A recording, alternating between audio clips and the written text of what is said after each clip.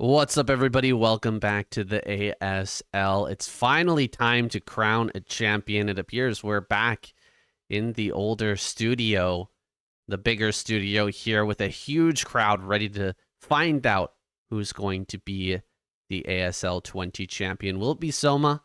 Or will it be Snow? Will the Zergs continue to dominate here in ASL? Or are we going to finally crown a Protoss champion? Either way, we have a new champion tonight. I'm super excited, and I'm here joined by Xun. How's it going, man?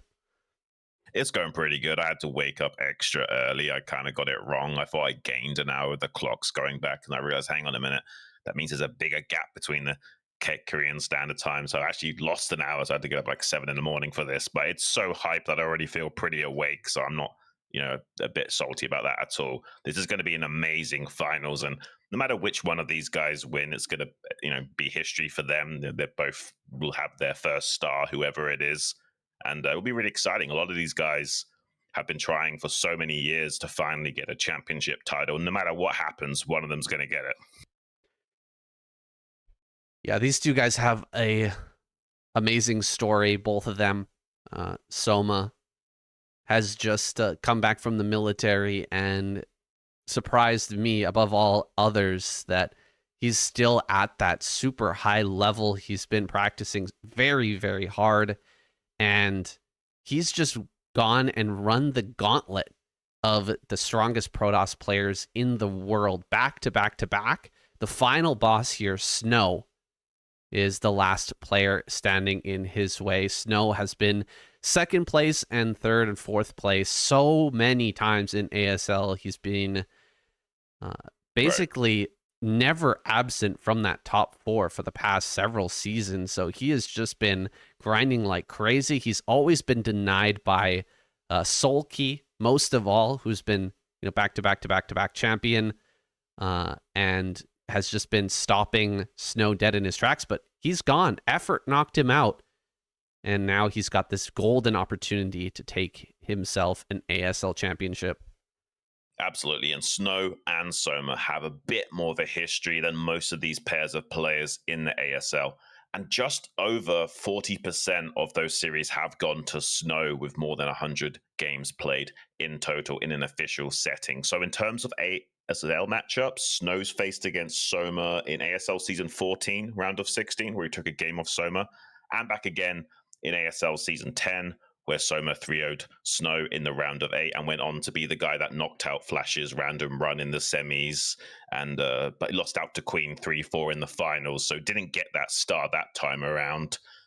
So on paper, it would seem like Soma has the advantage in this one, despite Snow likely being a fan favorite here to be the first Protoss in a long time, finally taking down an ASL championship title. Though Soma's also not unfamiliar with this finals event at all, and will be looking to pin a gold star on his chest as well. No matter who takes this series, it's going to be exciting. But you can sense just a little bit more energy in the air getting channeled towards Snow, shaking up the diversity of ASL champions from the fans.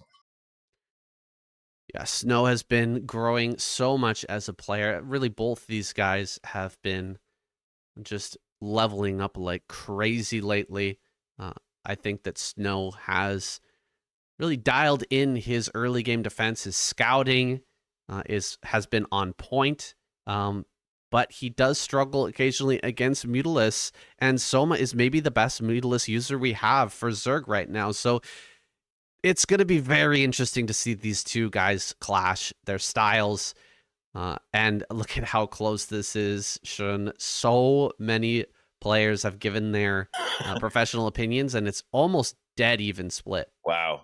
That's crazy. We rarely have that, right? Like, it's almost always like a bit levied towards one side or the other, but that's dead even, 7-7 on either side. And look at the fans as well, saying only 55% here to Soma. On paper, it should be closer to 60, but like you say, Snow has gotten a lot better in this versus Zerg matchup recently. So yeah, maybe this is a bit more realistic of a percentage chance between these two. And I think it's a bit of a double-edged sword in terms of their ASL run this season.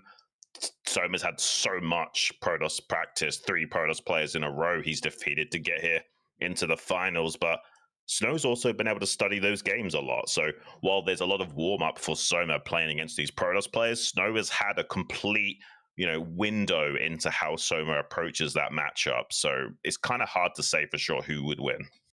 That's right. And Snow hasn't had to pull out maybe his best builds versus Zerg so far. Like he's had some pretty one-sided matchups versus Zerg in this season of ASL, right? He's played very, very well. He beat Effort down pretty solidly. He managed to knock out Barracks without too much trouble. Now he's going up against Soma. This is going to be the ultimate challenge for him. Sometimes, one side of the bracket's way stronger than the other. We get to the finals and it's kind of a one-sided affair. But here, both sides are incredibly strong. It's going to be a very tight match. Yeah, no matter what happens, I think this is going to be a pretty back and forth series. I just don't see something like a 4-0 even being possible, saying it's got to probably go at least to game 6, hopefully to game 7. That'd be really exciting if we're all tied up 3 games apiece and we are just out of our minds on the edge of our seats waiting to see who's going to be crowned champion. That'd be my ideal situation. Absolutely. You're going to be watching here in a moment, guys. Some very aggressive play from the Zerg.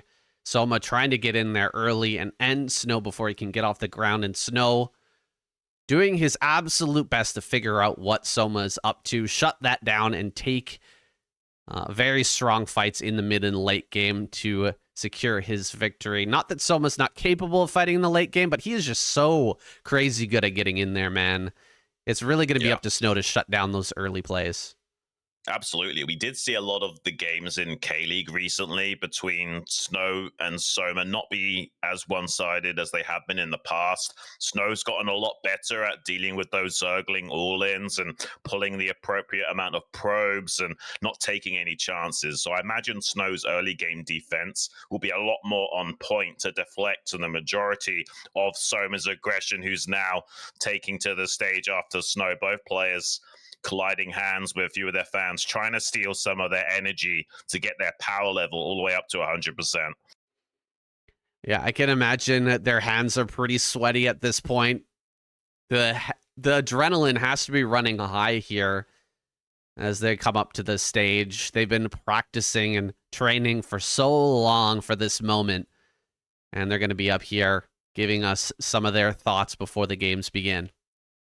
Yeah, I mean, they had a long break between that semis and finals as well. There's been a lot of periods where there's, like a 2-week break between these games. So both players have had so much extra practice time and preparation to get themselves ready for this event. And historically speaking, the person who wins the first game tends to win the whole series. We'll have to see if that comes to pass here again today. But anything is possible between these two gamers. I think this is going to be one of the hardest finals to call in a long time. Yeah, this is a really hard one to call for sure.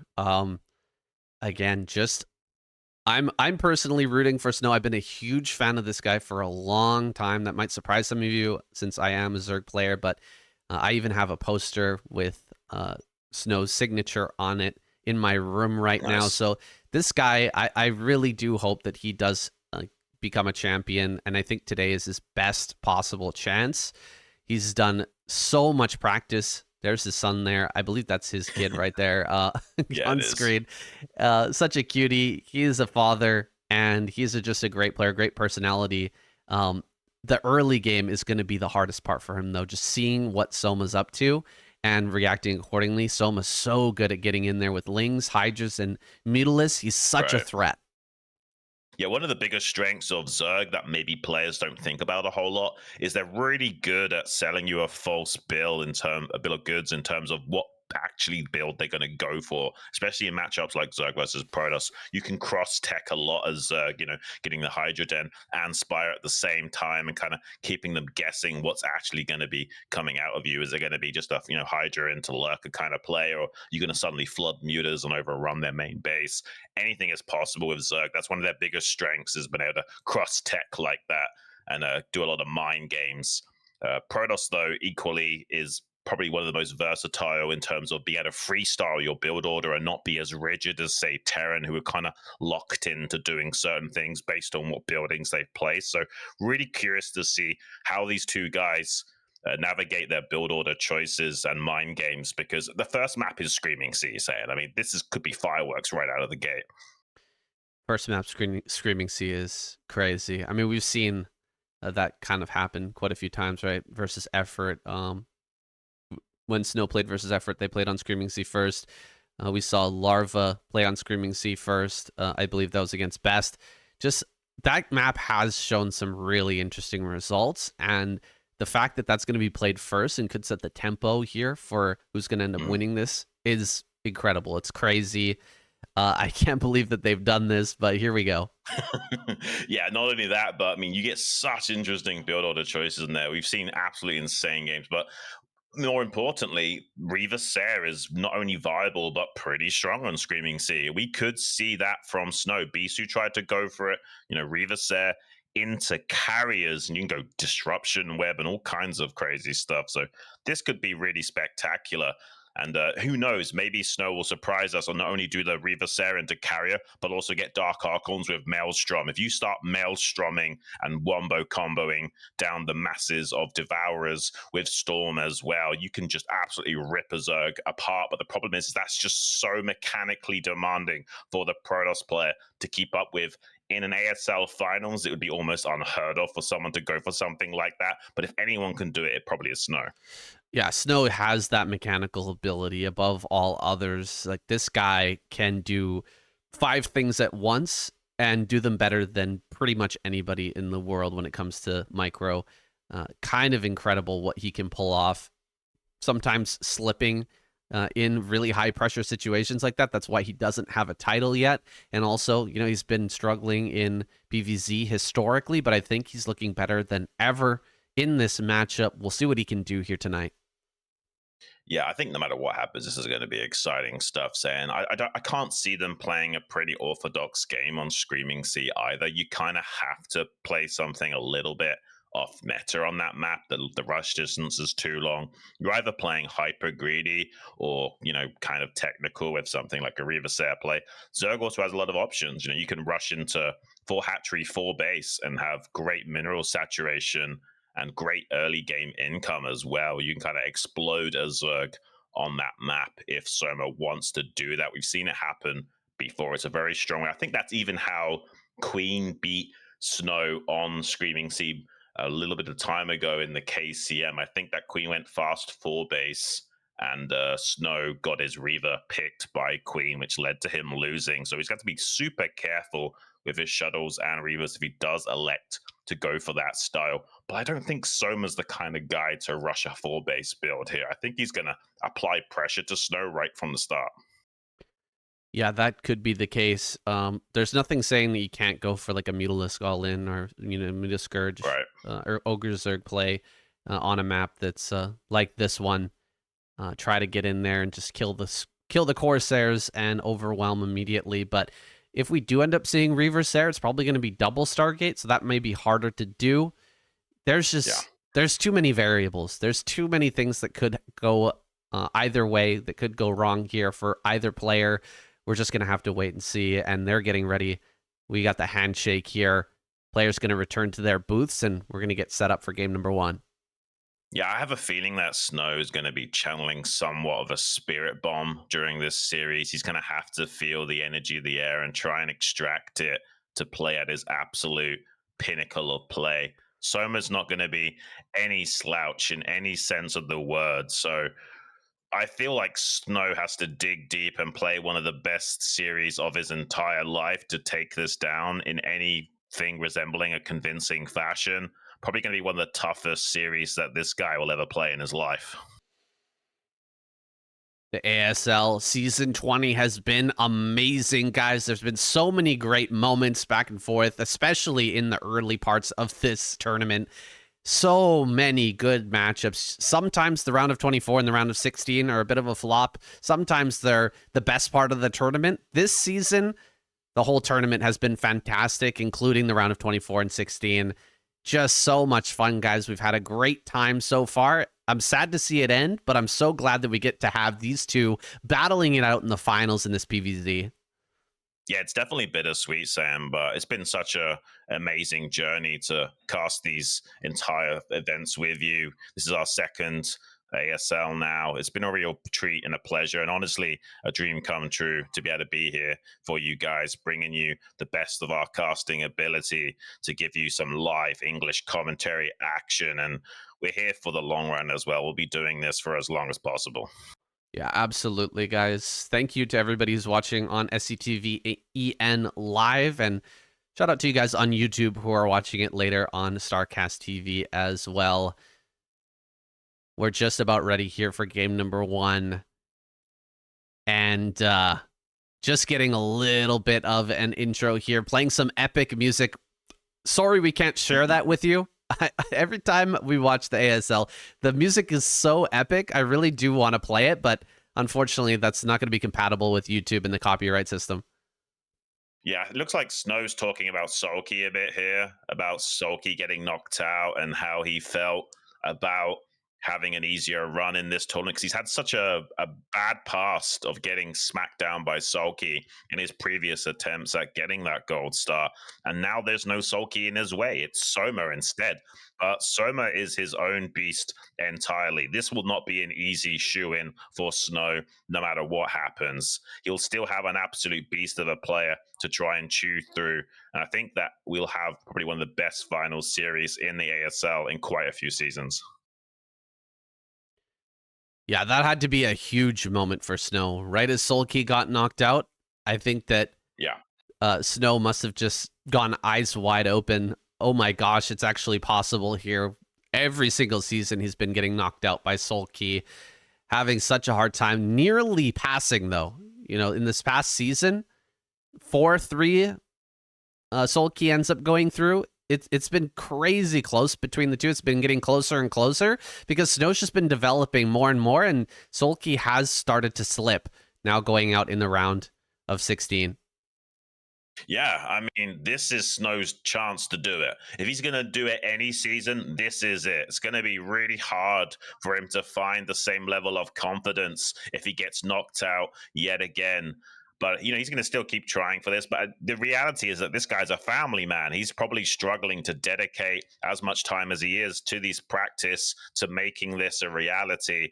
This is probably going to be his best chance in a long time. He has to seize the day and get that championship title now, or he might never. Yeah, there's that chance for sure.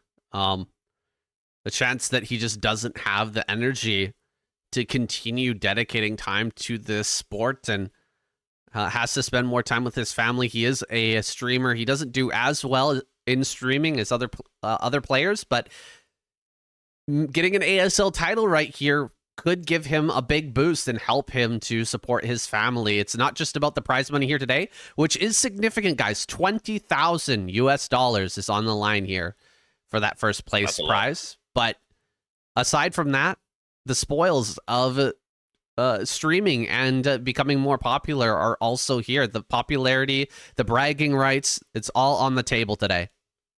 Absolutely, yeah. I mean, I can't even imagine how much of a surge in viewership you would have after winning an ASL. Definitely going to be boosting your overall ability to earn money outside of tournaments and maintain a very strong fandom. Both of these guys want to take the prize, not only for the money, the glory as well is just as important. A lot of these guys actually could probably earn more money from streaming than the ASL in general, but they know how important it is to win an ASL. It means so much to them. The glory is in a way more important than that money. Absolutely. And getting that prize and putting that star on their chest, it's going to be a lifelong goal for a lot of these players. And so putting it all on the line here today, Snow and Soma, one of these guys will finally achieve that lifelong goal. Yeah, they're going to be in their booths now, aligning themselves to the universe for optimal play, trying to get as comfortable as possible. It's nothing like playing at home. I've played at a few LAN events myself with people standing behind you, watching you play. It's so awkward. It doesn't feel comfortable at all, to say the least. I certainly couldn't play at my best ability in front of a crowd of everyone watching me. I'm imagining these guys have done it enough times where they've shaken the majority of those nerves. So you can see a lot of foreign fans in the crowd here as well. They have packed this studio to the brim with fans. It's not a massive studio, but it's still packed wall to wall with eager fans hungry for some of the best StarCraft action that the world has to offer. Lots of good signs here for sure. Lots of adoring fans have come to witness this final battle. Everything has led up to this moment, and Snow and Soma are getting a lot of love here on both sides. The Protoss fans, the Zerg fans out there, and even really just the personality fans. It goes so far beyond just the game these days, Xun. You know, the strategy. It's a lot of it's about the personalities. These guys who are in the crowd, they know the families of the players because their streams. They know their history. They know their personalities. It's so much different than it used to be in the Kespa era. Oh, absolutely. I mean, essentially, these guys are rock stars in the Korean scene, and they even draw fans from across the pond and all corners of the world. They're just that interesting of people to get your eyes on. And yeah, a lot of the time it does come down to their personalities, how popular they are on the streaming platforms and what have you. A lot of these guys have parasocial relationships with these individuals just because they know them so well. They know a lot about their family, their history, and they watch them play a whole bunch too. I can't even tell you how excited I am to get stuck in with this game number one. I can't even believe they're bringing out Screaming Sea right off the bat. That's probably one of the most craziest maps that we've had in a long time, but I wouldn't have it any other way. It's given us such interesting games. Yeah, it certainly has, and it's going to be going the way of the dinosaur here. This is going to be the last opportunity for us to watch a game on Streaming Sea in the ASL, I imagine. And so, I mean, what a better way to do it than to kick off the finals of ASL by watching another Screaming Sea game. I'm so curious to see what Snow has in mind for that. And it'll be up to Soma to respond to that if he doesn't want to get super aggressive early on and try to end before so Snow can even get into his game plan. Yeah, we just had a little bit look at these guys' match statistics. Obviously, Snow in the past has really struggled versus Zerg, but those statistics don't really reflect his true ability as of now. He's come a long way since those days of having a hard time. So I imagine he's a lot closer to the statistics that Soma's got, but still not quite there. Soma is an absolute monster versus Protoss. You saw over 60% win rate for him, and he's had over a 60%, well, about a 60% win rate against Snow in total in all of the series and games they've played in official settings. So Soma's going to look to reestablish dominance over Snow in this series, but Snow might be able to fight back a lot more powerfully than he has been in that past. Yeah, look at all these matches. Season 17, Season 18, Season 19, all versus Sulky. So a lot of his statistics come from playing against the 4-time ASL champion. Cannot be held against him here. I think that's really changed his statistics by a lot, playing against Sulky that much. He has, though, gotten a lot better, as you can see. Having that 3-4 loss versus Sulky, that series was so incredibly close that it really shows the development of Snow, and I hope we're going to see more of that development here today. Yeah, we're seeing a little bit now of their past statistics in terms of what stage of the tournament they were able to get through. As you can see, these guys have been here plenty of times and a few more showings on Snow's side. That's why there's a lot of people out here rooting for him. Not only would he be the first Protoss champion in a really long time, but look at how many times this guy has been in the ASL. You would have to think he should have had a championship by now already. So a lot of people will have their eyes on Snow finally taking it down. Yeah, this matchup history is looking a little bit rough here with the past between Snow and Soma. Definitely fans are leaning towards Soma at just a small margin, 55% to 45%.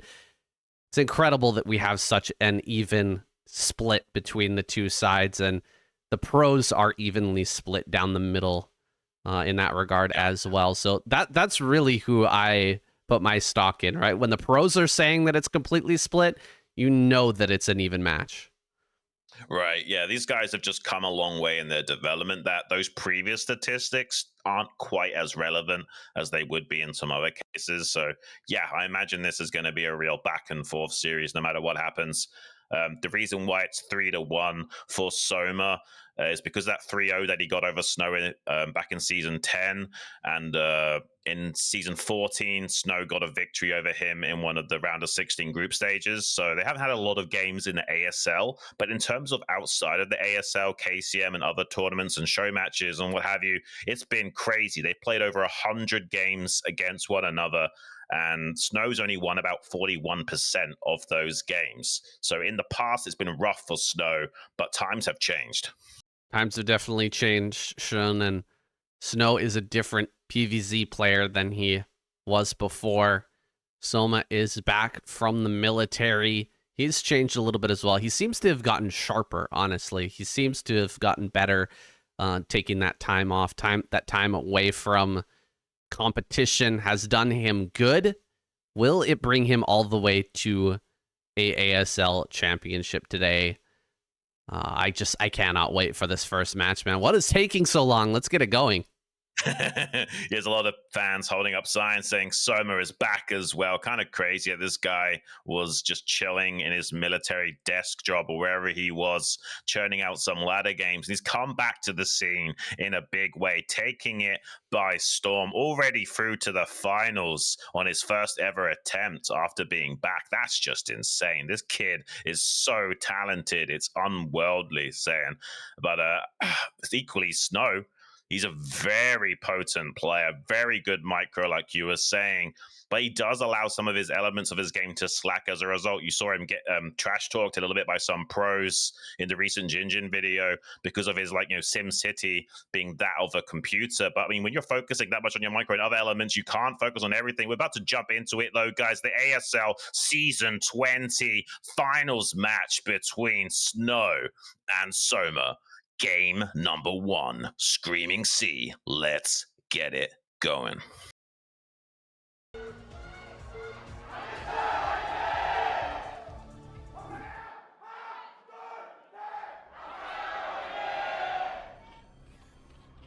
Yeah, I actually got chills there, Xun. The sound of the crowd right now is something else. Snow down here in the bottom left, Soma in the top right. That bigger auditorium, the bigger venue, really lending itself to a much larger crowd and better acoustics.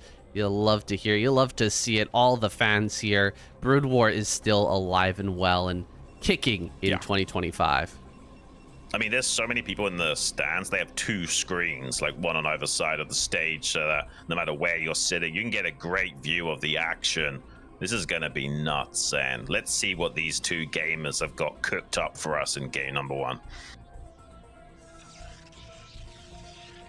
Yeah, I'm really curious here what Soma's going to open with. Is he going to go for some really aggressive pressure play? Is Snow going to go for that reverse air that's been so popular on this map, and where does he transition with that? How does he transition into the next stage of the game? If he decides to go with carrier, we've seen that Soma is totally capable of taking control in a game like that and shutting that down very hard. And we saw from Larva how hard it can be for Protoss to go into that ground army and fight across those bridges, and how you can kind of defend really successfully with things like Ensnare and just make it so hard for the Protoss to actually push. There's a lot of history that's happened recently on this map between Protoss and Zerg, and just very interesting to see what they're going to end up using. Snow's going to Nexus first, and he did a good job of hiding his pro from that first Overlord so he could deny the hatchery being placed down in the natural. Force Soma to place that at a slightly suboptimal location, but Gets a good scout off in the main base, sees there's no early pull as well, so that means that he can go for a very cheeky fast Nexus play, blocks the natural with the pylon as well. This is one of the better openings that Snow could have gone for here, and we'll be forcing Soma to place an off-location hatchery in the natural just to stay ahead on curve in his lava production. Yeah, he can pretty easily place another hatchery here next to that on the right-hand side and get that mining going efficiently here in a little bit. But that's annoying. That's for sure annoying. And with Snow getting away with the Nexus first, going directly into Gateway after. This is a Screaming Sea specific build. Very hard to pull something like this off on basically any other map, going directly into Nexus first, or directly into Gateway after Nexus first versus Zerg. Well, he's actually going to delay his Forge by quite a bit. He's only just now placing that because he identified that Soma's going for this 3 hatchery before pull. He could be going Cybercore. Okay, no, he did go Forge. No, he is Forge. Okay. Yeah, I think you have to be a little bit safe. I mean, they can just flood 3 hatchery lings against you if you be too hyper greedy. So I think it's fair to just go Forge here. But I mean, this is a great response for Soma. Look, he kind of identified with that probe scout and timings that it's very likely that Snow was going to be going for a bit of a cheeky Nexus first here, and he's kind of blindly gone for a 3 hatchery before pull. That Overlord did not have enough time to confirm whether or not Snow had gone for that build in the natural. He kind of just assumed that that's what Snow was doing, and he was more than correct. Yeah, getting that 3rd hatchery out this quickly is pretty fantastic. Will allow Soma to just drone up like crazy. Of course, he can't fully mine here off of the natural immediately. He's going to grab that 4th hatchery now. Still needs to wait for that to finish before he can get efficient mining at that location. Some lings have popped out here, and Soma has 100 gas. Wait, is he going to lose this drone? Oh my god, so close to getting that drone kill. Soma barely manages to pull it away in time. Wow, that was a good save from Soma. I thought for sure that drone was likely going to die there. Lings just barely getting brought to bear in time, and Soma trying to chase micro that probe down desperately. Wants to get rid of this scout quickly. Snow identifying the lair in the main base. This is a 4 hatchery build though, because of having to place the hatchery off location in a natural. Finally does clear up that scout, so he could go for some. He did sneak a Hydra Den in the natural while that probe was in the main, so he could technically go for a very fast Hydra bust in this game. And we see a very quick Robo. Look at how fast that Robo is from Snow. He wants to put on the pressure with those Reavers, but I've never seen a guy go for the Robo this quickly on this map yet. It's always been delayed by another like 30 seconds to a minute from now. So Snow is really serious about applying pressure with those Reavers. Yeah, that's also going to help if there's a Hydraless bust to get the Reaver out this quick. It might actually shut down the Hydra completely if he wants to go for something like that. Soma did delay his lair by a little bit. Like, he didn't get the fastest lair, and in fact, I think he might have been thinking about not getting the lair at all. He was kind of banking up gas for a bit. But once the probe snuck in, he kind of had to make it. He decided to make the lair, puts the Hydra Den in the natural to try and be a little bit sneaky, and that's just Soma, man. He is always trying to find a way to disguise what he's up to and never allow the Protoss to fully know what's coming. Yeah, that's one of the biggest strengths of Zerg, as we talked about earlier, how they can kind of cross-tech like this and keep you guessing. He's got just 1 Hydra out at the moment, warding away that Corsair from doing too much damage to his Overlord. 2nd Corsair now sharking around, pulled that Hydra out of position, is going to get a little bit of damage onto that herd of Overlords in the sky, but not too much. He's got another couple of Hydra popping out here and there just to, re-establish control. He knows the exact timing of those Corsairs, but the shuttle's already out. Obviously, the Reaver's not done yet. I'm not sure exactly what he's going to do with this shuttle. Like, he could have loaded up with some Zealots or a probe for an island. Yeah, he could definitely take an island expansion already. Yeah, there it is. He's going to take the center island. That's interesting because there's not a lot of space to build cannons on this island. Like, this is kind of a hard-to-defend island to be taking right now, but it is closer, so maybe easier to defend with your units. Like, you can kind of attack and defend at the same time. Right. it can also be a good place to retreat to. Like, as soon as there's maybe a bunch of Scourge coming out, you can immediately retreat to the cannons over at that island for some safety. Perhaps that's the thought process here for Snow. We'll see how it ends up working out for him. I think you're very astute in that observation. I think that's exactly why he's taken it there, to have a very quick point defense to fall back to. And if he does get attacked, he doesn't have to go that far to defend. Reaver, though, dropping the natural expansion, gets one Scarab off, takes a lot of damage onto that shuttle already. That's going to really limit the damage potential of that drop harass. So really well done by Soma already, warding that away and taking a lot of the possible sting out of there. But he's rotating back around to the third base now, trying to see if he can get another Scarab connection off on some drones or something. Even just denying a bit of mining here, though, is pretty good for Snow. It's like he's making a Citadel of it, doing that quite a late timing. So it'll be a long wait coming until he finally has that Storm Tech. So he's relying predominantly on that Reaver to get a little bit of chip damage while he still can, but needs to be so careful now that the shuttle is pretty low. Yeah, I mean, Soma's done a great job of warding this away. Usually Snow can get at least a few extra hits, even if it's not like dropping behind the mineral line. He'll drop over to the sides like we just saw and just take pot shots at the Hydras from a long distance. But Soma's on top of it. He's so scary in his movements. The moment that the shuttle arrives, he's immediately jumping on top of stuff and just getting a little bit of damage here and there, and it's making Snow afraid. He's gonna bring some probes over, it seems like, now to this island, get this third base online. Soma moving up towards the natural. There's plenty of defenses here to ward off any sort of attack. I don't think there's an angle in here for Soma right now, but he's gonna start to put on some pressure, and Snow sees this. He's gonna have to leave a Reaver at home. Yeah, Soma's done a good job of actively defending these Overlords in transit as well. He has taken a lot of shields and a bit of hull HP off of those Corsairs, whittling them down.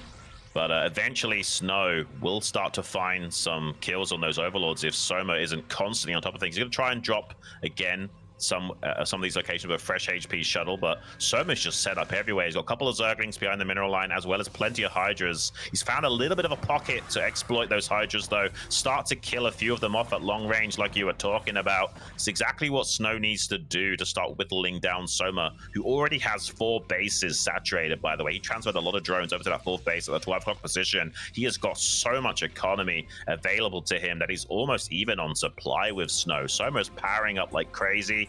But equally, now we got some DTs loading up into a shuttle. Snow doesn't want to relax. Snow wants to go hyper aggressive. Yeah, I think that was one of the problems we saw with earlier games on Screaming Sea, with the players going into air, was that they didn't get enough damage with the early Reavers. They weren't able to get aggressive enough and slow down the Zerg so that the airplay could really take hold.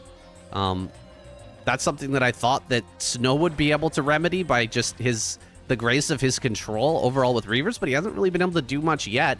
He's going to come in now. He sees Hydras on the left-hand side. That's a lot of Hydras out of position. He's slipping by in towards the main. That is spotted here. DT slips out of that shuttle. 1 into the main, 1 into the 4th base, and he's going to get in between these bases, try to see if he can find a location to drop this Reaver. Hasn't been able to find anything just yet, but there's a DT in the main. DT in the main, going to be getting some kills, while the DT over here at the 4th base getting some drones of its own. Where is that Reaver? It slipped out on the left-hand side. Yeah, that was really crazy. Didn't necessarily do critical damage here, but he has denied a lot of mining in the main base, so a bit of indirect damage there from Snow. He is technically slowing down the Zerg while doing this, making a crazy amount of gateways in his main base now. He knows it won't be too long until Soma comes knocking on his door and trying to shut him down from taking any additional land bases, kind of forcing Snow to take more island bases at this rate, but we'll see. I mean, Snow has got his tech timings pretty crisp. He could, get a pretty sizable ground army in just a few moments and start to push out. I think that's the goal here, to make as many Dragoons as possible with High Templars that he can surge out, apply pressure to Soma on the ground, as well as harass him in the skies, and also take some of these land bases now to explode his own economy. Snow has opted for a ground-based army after this opener with the Reaver Sair play. Hasn't gotten a whole lot of damage, but it's forced Soma to be on the back foot throughout this early game, which generally speaking, Soma is usually on the attack, pushing back the Protoss player, looking for opportunities to kill at every turn.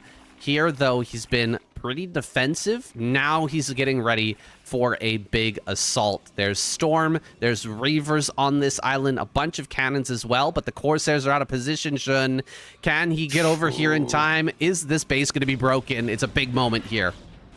Well, the Corsairs are just now showing up. Maybe they can sway the difference. A lot of Scourge trying to find connections. Do kill like a lot of those Corsairs. Storm comes out preemptively to blanket the Zerg units as they come out. Another pair of Reavers as well brought to bear by Snow. Great target firing with those Scarabs. He mops up pretty much everything, losing only like one Reaver and a bunch of Sairs there. But that is also something to think about. There's not a lot of air dominance remaining for Snow. Soma could make some Mutalisks. He could make a lot more Scourge and control the skies while denying Snow being able to take any more of these island bases. Soma could also then take those island bases for himself and start to lock Snow onto a land-based army as well as economy.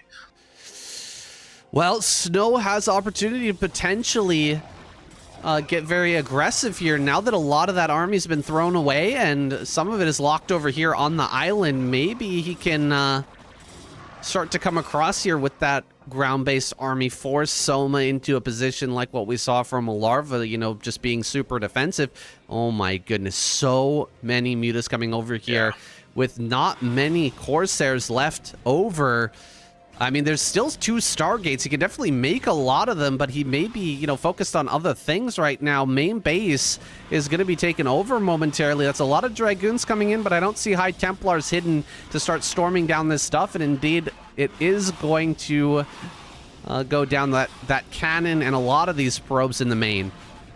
Yeah, just one hidden High Templar behind the gas or something would have really helped out a lot there. But he killed some probes, killed those 2 cannons to open up that for a later harassment if he wants to go for it, but actually does a lot of damage on the exit vector as well. Snow trying to establish some control back over on this 6 o'clock island expansion and kicking Soma out of it so that he can take the space for himself. He needs another base. He needs to keep growing alongside Soma. He hasn't been super successful in applying a lot of pressure to Soma yet, so he needs to keep growing. So taking this base at the 6 o'clock is great from him. He can now also start to defend and attack simultaneously on the ground and keep Soma locked into defending rather than going for drops. But he's already loaded up a drop. He's going to go for that island yet again while Snow is pushing on the ground. This is going to be interesting. Is there going to be enough on the ground for Soma to stop Snow right now? He's committing a lot of forces to this assault, Saiyan, and Snow is rolling up to his 3rd base simultaneously with a lot of Dragoons. I think he's actually going to overrun this island expansion, but Snow is not yet attacking with his forces on the ground. He's distracted at trying to deal with this as best as possible. I feel like if he had hit Soma at the same time as this base was being assaulted, he could have done some damage to Soma, but as it stands, he's just taking damage himself. Yeah, he's losing a lot of probes here. Now finally going to pull the trigger on this attack. There's a lot of sunken colonies there, and he's not willing to push into it. Oh my goodness. He might not be able to get any sort of damage here. Soma just going to get away with holding this position, and Snow just turns around. I'm kind of shocked here, Xun, that he didn't go for an attack. These mutas are still flying around, still being a threat. He's going to get this base online, but he's lost that initial island. This is a huge moment for Soma. Yeah, a little bit of hesitation from our would-be Protoss champion player, Snow, unfortunately. Giving up that island base and not really getting compensation for it. Could have definitely maybe hit that base at 12 o'clock. He had an Observer, he had a High Templar, plenty of Dragoons. There's no reason why he couldn't have applied pressure to Soma, while the majority of Soma's forces were consolidated and taking over that island. Now, Soma going to be getting that top left base, as well as reconsolidating his forces. Snow will have a hard time now. Here comes a drop onto the high ground as well. Likely some Hydras in here, possibly some Lurkers as well. Gonna be dropped out on top of all this stuff. So Snow gonna immediately respond to this, so he should be able to shut it down, prevent it from taking over this position. Not enough Zealots here, and the storms were a little bit lackluster. You know what? Snow... Soma's actually just gonna keep microing around here, and he might actually be able to take over this area. Okay, never mind. Zealots are just a little bit too tanky, and the mutas can't get over here to help as well. So this will be stopped. Snow gets another island base, but Soma is growing into yet another island over there in the center right. He's already got top left. He is doing a fantastic job at growing and keeping the pressure on. Yeah, on paper, this is definitely Soma's favorite. It could still turn around, though. Anything's still possible. But right now, Soma is playing like an absolute monster, almost 400 APM. And it's kind of impressive how he's been able to grow this much while going on these assaults and keeping Snow as contained as possible and shut out from taking too many of these bases. Snow taking his base at 9 o'clock now, so he will power up to 5 bases worth of economy, baiting out some storms with those Mulisks as well. It's kind of crazy how there's a mass of Corsairs to protect against those Mutas, and he's still able to find value in them, baiting out storms here and there. Soma is just crazy, man. Like, he's almost better than Sulky with how he's playing. He's making his way into Hive now as we speak, getting that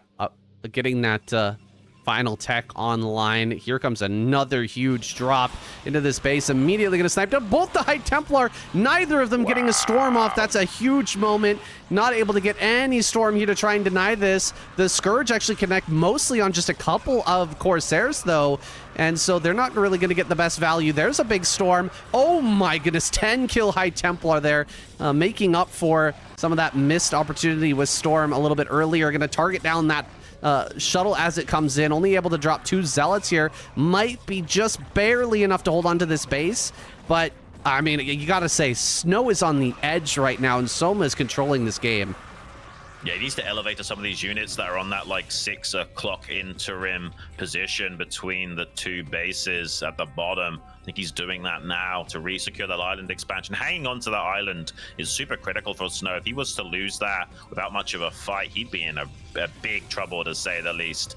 Soma hasn't been successful in taking that base away from Snow, but he's been pretty relentless with his efforts. Another few Overlords trying to maybe seize control of this interim position, but 2 Archons being placed in interception path of that to try and get some early damage onto those Hydras, while more Archons are being ferried over there now. This could turn around in a big way if Soma keeps committing forces to attacking Snow and Snow keeps swatting it down like this. Snow could definitely find himself in a good position soon. Yeah, we haven't seen him get aggressive here for a minute. That base in center right, I don't think there's any defense over there, by the way. There's like nothing keeping that base alive. Top left has quite a bit of defense, but this base is wide open. If he can get a shuttle over there, start to kill off those drones, there's really nowhere to run, nowhere to hide on that island, and could start to get some tempo back in this game. So far, has been struggling to keep his shuttles alive, keep his Corsairs alive, so he doesn't really feel too confident to just come out and try to do a move like that. But he's got to make something happen here pretty soon. Otherwise, Soma's just going to be able to keep control of this game and pushing Snow around. Yeah, we got 2/2 upgrades for Snow right now on the ground, +2 attack for those Hydra units of Soma and Lurkers. Always trying to do a bit of a drop in the middle. One shuttle quickly bites the dust, then the second, but there are 2 High Templars, 3 High Templars on the ground to try and assault this base. Not enough infantry, though, to overwhelm the sunken colonies, but he's trying to do as much damage to the units and drone line as possible. Did kill a fair few of them, but I would say not enough to make that super worth it. The thing is, though, is that Snow is pretty maxed now, so it makes sense for him to start to find trades wherever possible. He doesn't just want to sit back and macro. He can't really make anything right now. He needs to start trading with Soma and applying pressure himself. Finally, a Nidus Canal network has been established on that island expansion at the 3 o'clock, just as Snow is starting to hit it. Look at all those Sunkens as well. This is great defense from Soma. Snow's going to have to put some units up onto this high ground above that to storm the drones from a distance and avoid those Sunkens, but Soma's already going to pounce on top of that with a bunch of Overlords loaded up with Hydras and overrun this position. Yeah, he's just getting right up on top of this. Gonna clear out everything. Snow not able to get too much done with this attack, and the moment where that base in the center right was kind of wide open has passed. So many Sunkens have been built there, and with the Nidus Canal, you can easily send resources to that location to defend it. Everything's starting to get locked down. We're almost getting locked in here to sort of a situation where we could see a mine out with Zerg mining just 2 more bases than Protoss, it's not necessarily a Zerg win. If Protoss can get really efficient with Reavers and Storms, then we could potentially see that mine out go the Protoss's way in a victory. Let's see if Snow keeps throwing stuff away over here with these small drops, or if he's just going to lock down, you know, start to make Dark Archons and stuff like that and just go for a long game. I mean, Snow's trying to roll the dice a few times here and there. He's checking the expansions with a pack of shuttles, seeing if there's anywhere he can hit for free. Unfortunately, Soma has just battened down the hatches. There is nowhere that is undefended anymore. He is just on lockdown. Oh, look at the Overlord spread on the minimap. That's insane. He can quickly respond to any active threat of Snow in a heartbeat, especially with that Nidus Canal network set up. Like, look at this. He's going to come in here with 4 shuttles, but Hydra's diving through that Nidus Canal, instantly shutting down 3 of those shuttles. Pretty good storm onto the drones, but not really much to say for it. He's trying to target down that Nidus Canal. Will be successful in taking that out, so we can maybe launch additional assaults up here, but there's still enough forces to keep this base on lockdown for the time being. I love the way that Soma's dealing with all of these. You know, yeah, he's going to eat some storms and he's going to lose a lot of the Hydras, but he's every time targeting down those shuttles immediately, killing them off as many as possible, and he's trying to track down observers as well. He knows that there's a limited amount of build time available on those robos, and he's taxing it to the absolute max, and Snow's having a hard time launching these attacks without enough shuttles to keep it going.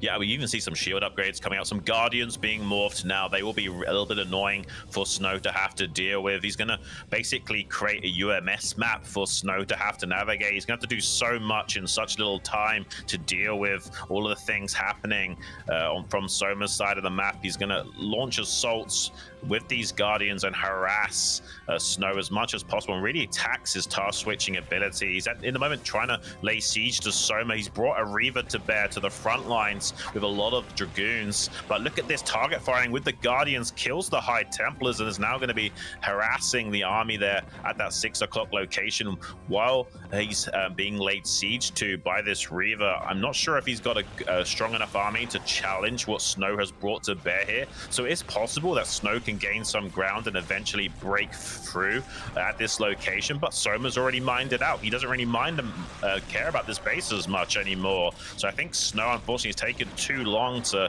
launch a ground assault like this, and it will not find the kind of compensation he was originally looking for. Well, there is a greater spire here. That's something. I think that's the second spire. No, that's the first spire. Excuse me. Drop on top of this? First. Oh, wow. Hydra's going to be dropped directly on top of this army. What a cleanup here from Soma. Absolutely wipes this off the map. Crazy how strong he was able to just clear that kind of crazy army with Reavers and High Templar and everything all set up there with 3/3 and +1 shields as well. Like, he just demolished that.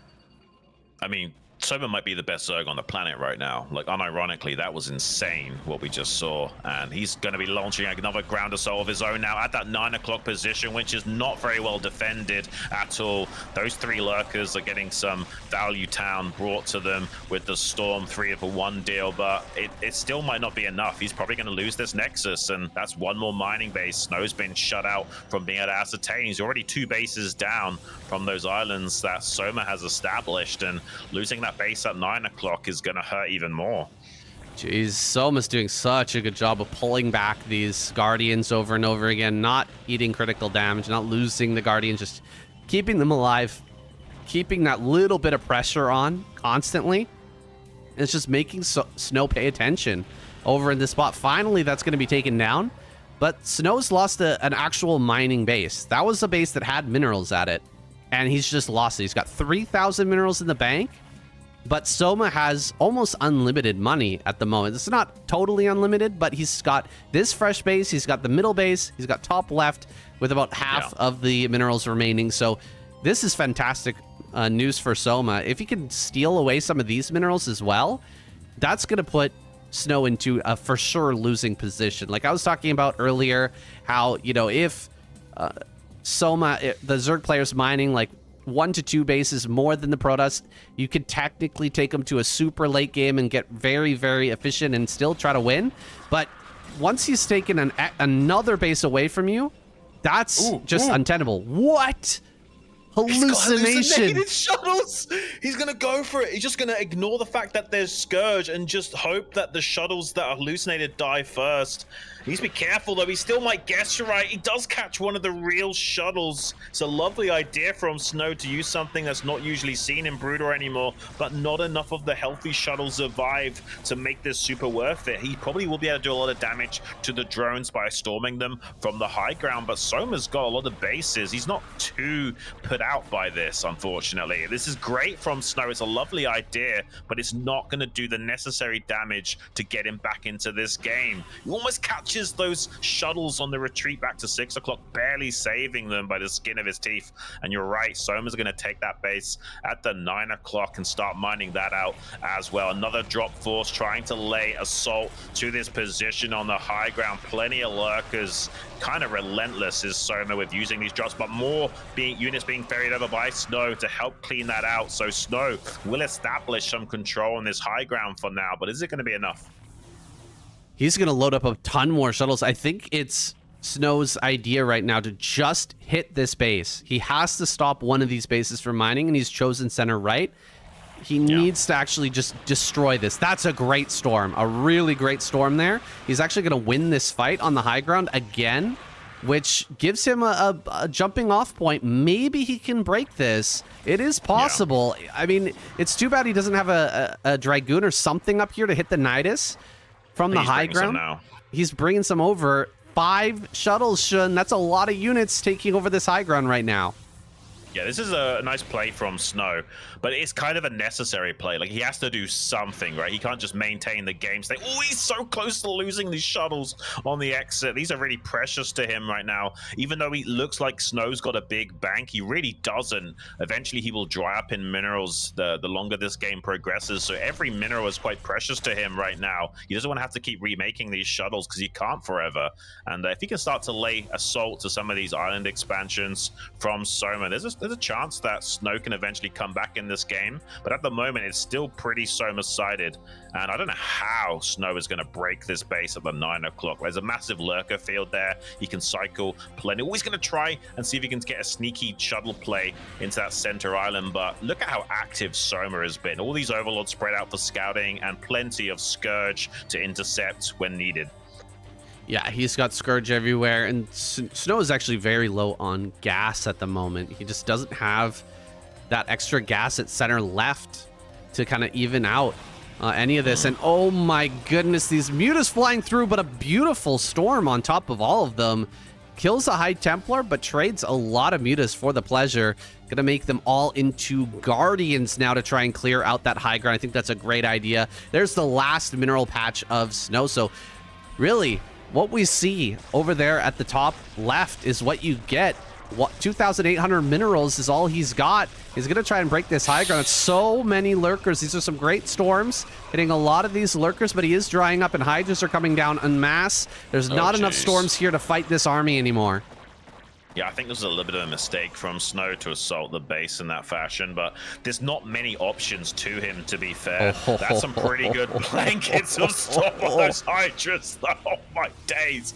He was like even on supply for a second, and then suddenly he's 20 supply behind again is Soma. Those Guardians, though, will be put to good use, cleaning up that force at the 3 o'clock. That will probably put Soma back ahead on supply, though. Snow's trying to ram it down. 9 o'clock right now while Soma's distracted with those Guardians. There's not enough forces to stop Snow, actually, so he will be cleaning up this base and be able to take it back for himself, but the majority of those minerals and gas have been mined out by Soma now, so there's not a lot that can be gained from taking that base from Snow, but it does give him another bit of gas income that's desperately needed.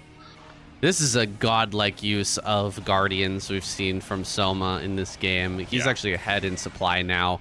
Like, that was a really good play. Fly through, kill a couple of High Templars, and the idea there from Snow, although it looked good, you know, on paper, to go and take that high ground and try to hold that place over the island and prevent the mining there, he really boxed himself into a trap. that Soma was able to spring by making all of those Guardians and just getting an insanely good trade. Now Hydra's pushing forward here, going to get rid of this other gas. And I don't think there's much that... Oh, I don't know what was in that shuttle, but I'm sure that it was important.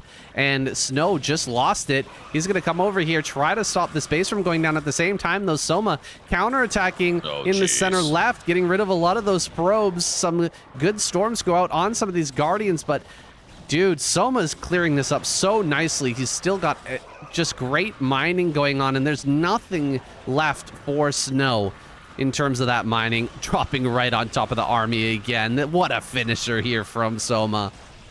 I'm shaking my head, my eyes are popping out of my skull, and my mouth is hanging open in disbelief at how good Soma is playing. GG is called, and the first game goes to Soma. He rips off his headphones like, get out of here, buddy. This is my gold star. Ooh, Screaming Sea, guys. The final match on Screaming Sea turns out to be a banger. Basically, no ground confrontations at the beginning of that game, really through to the very late stages. Everything about drops there, and Guardian play comes in clutch for Soma.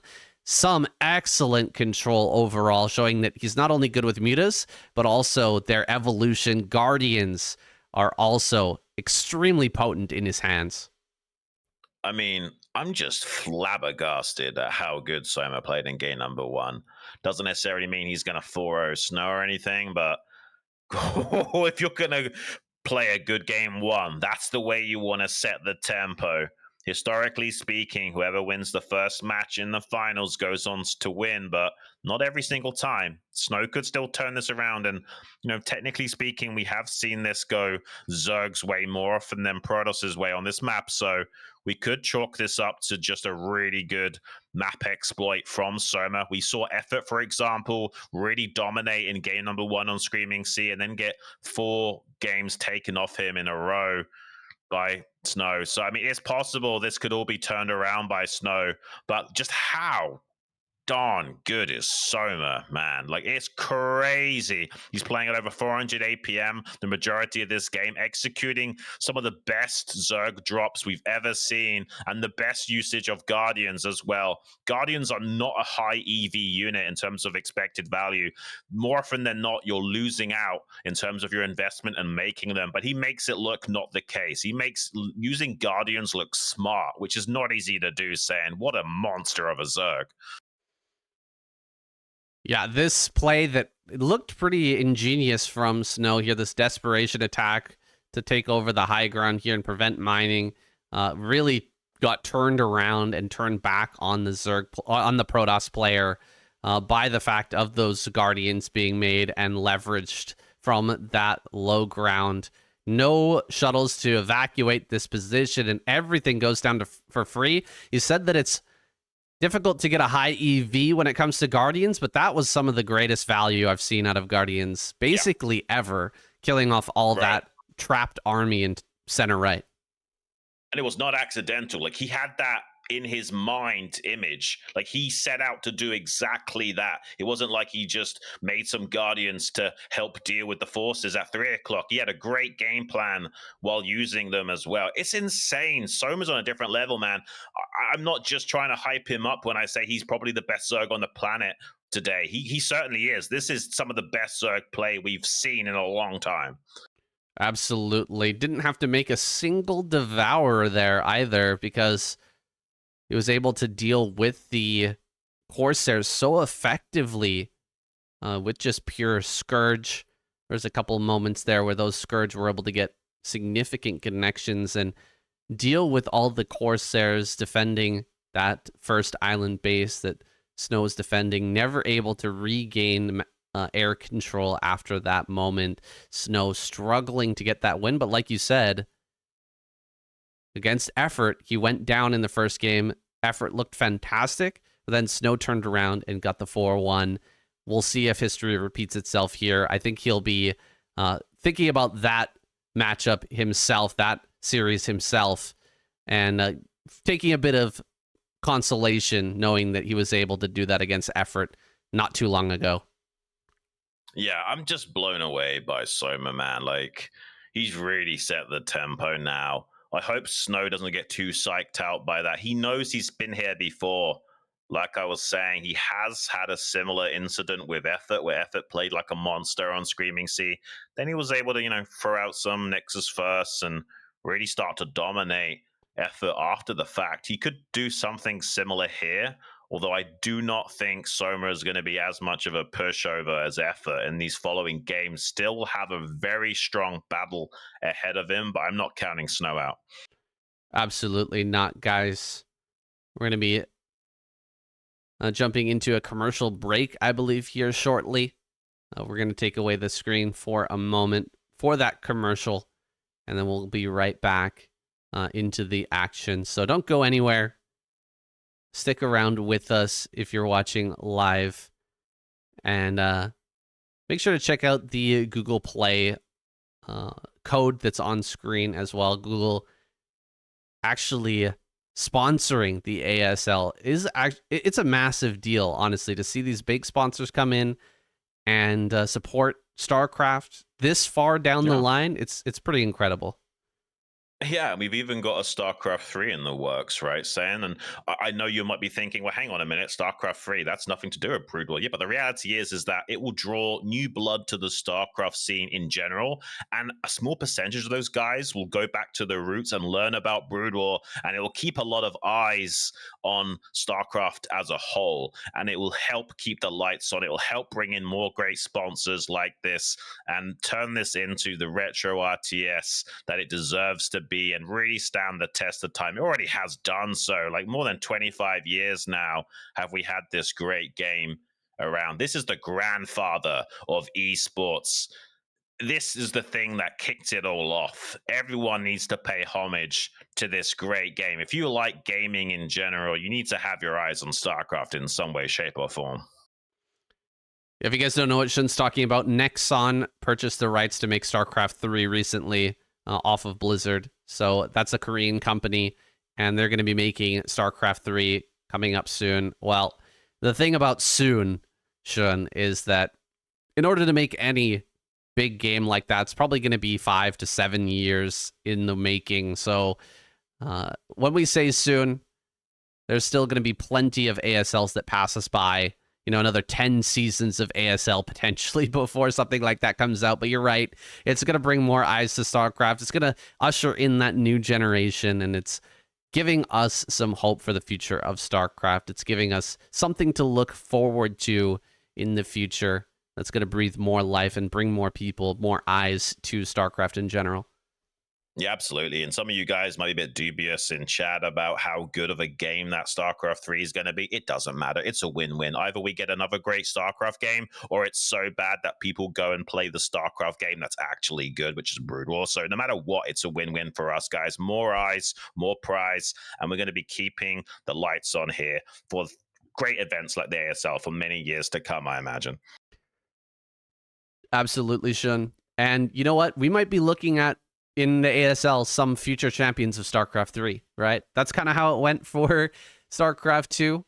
When it came out, all the StarCraft Brood War players were definitely the best. They're the best gamers in the world. And so naturally, switching over to StarCraft 2, we're able to kind of dominate for a period of time. We weren't able to dominate completely. A lot of them came back to StarCraft Brood War after those early years. But StarCraft 3, like, we could see like a Snow, we could see, Jaedong playing StarCraft 3 5 years down the line, and how incredible would that be? See Soma as a StarCraft 3 champion and be pretty insane, Shun. That would be that would be pretty awesome. Yeah, I mean, some of these guys have kind of dipped their toe in other genres and games like League of Legends and what have you. And I mean, it's cool to mix it up a bit, but it'd be even more fun to see them mix it up with some actual StarCraft titles as well. A lot of these guys were StarCraft 2 pros for a short time as well. That was interesting to see how they performed. Players like Flash and Jaedong, they all tried out their hand at StarCraft 2. I struggle to see StarCraft 3 being, much better than StarCraft 2, if at all. But I mean, the reality is it's going to breathe more life into the IP and the scene in general. And like I say, even if it is bad, it's going to make people want to go back to playing the actual good game that we got here today. So it's a win-win for us, no matter what, Sam. Wow, look at that collector. You guys got just about every player, I think, in ASL 20 a card. That's been a new thing. That's been displayed lately. Collectible cards are making a comeback. Guys, we're going to commercial break. We'll be right back. Game number 2.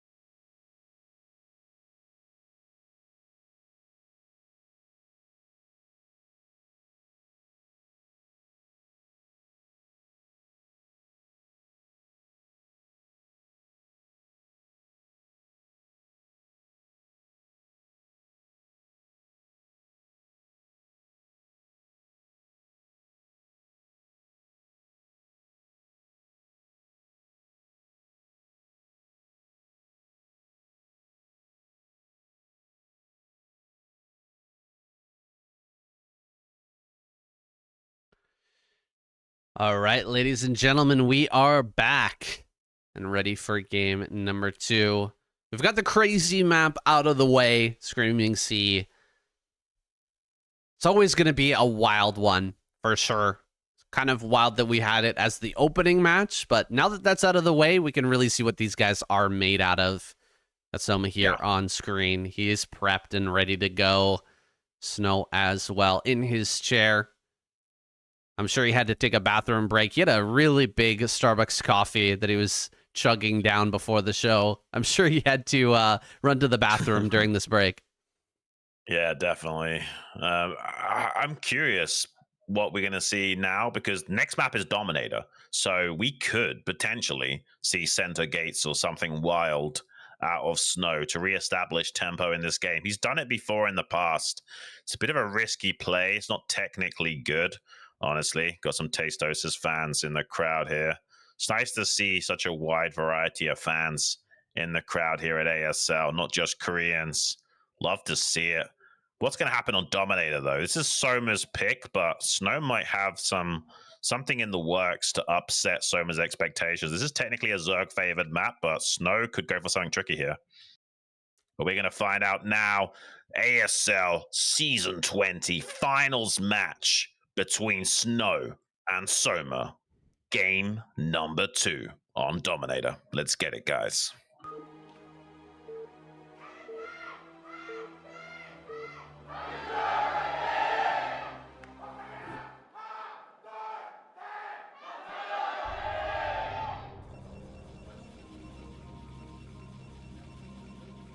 Snow spawning center right. Soma bottom left. Yeah, this map is actually quite good for center 2 gate. Can be quite strong. We've seen that from Snow before. Will he go for something crazy like that to see some momentum? It's definitely a scary thing to do, but maybe he'll channel Mini a little bit here and pull something like that out. From behind in a series doing center 2 gate, that's a Mini move, probably not a Snow move. Yeah, I think the probe is going out too late for that. It's just going to be a normal pylon in the natural at this rate.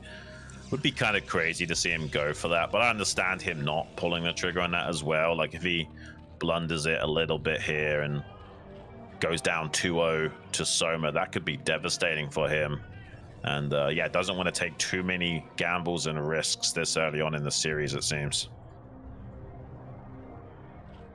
Looking like a Forge expansion here for Snow. Soma. What is this? Oh, 9 hatchery. He canceled. Okay. Canceled as well. Was that an Overlord he canceled?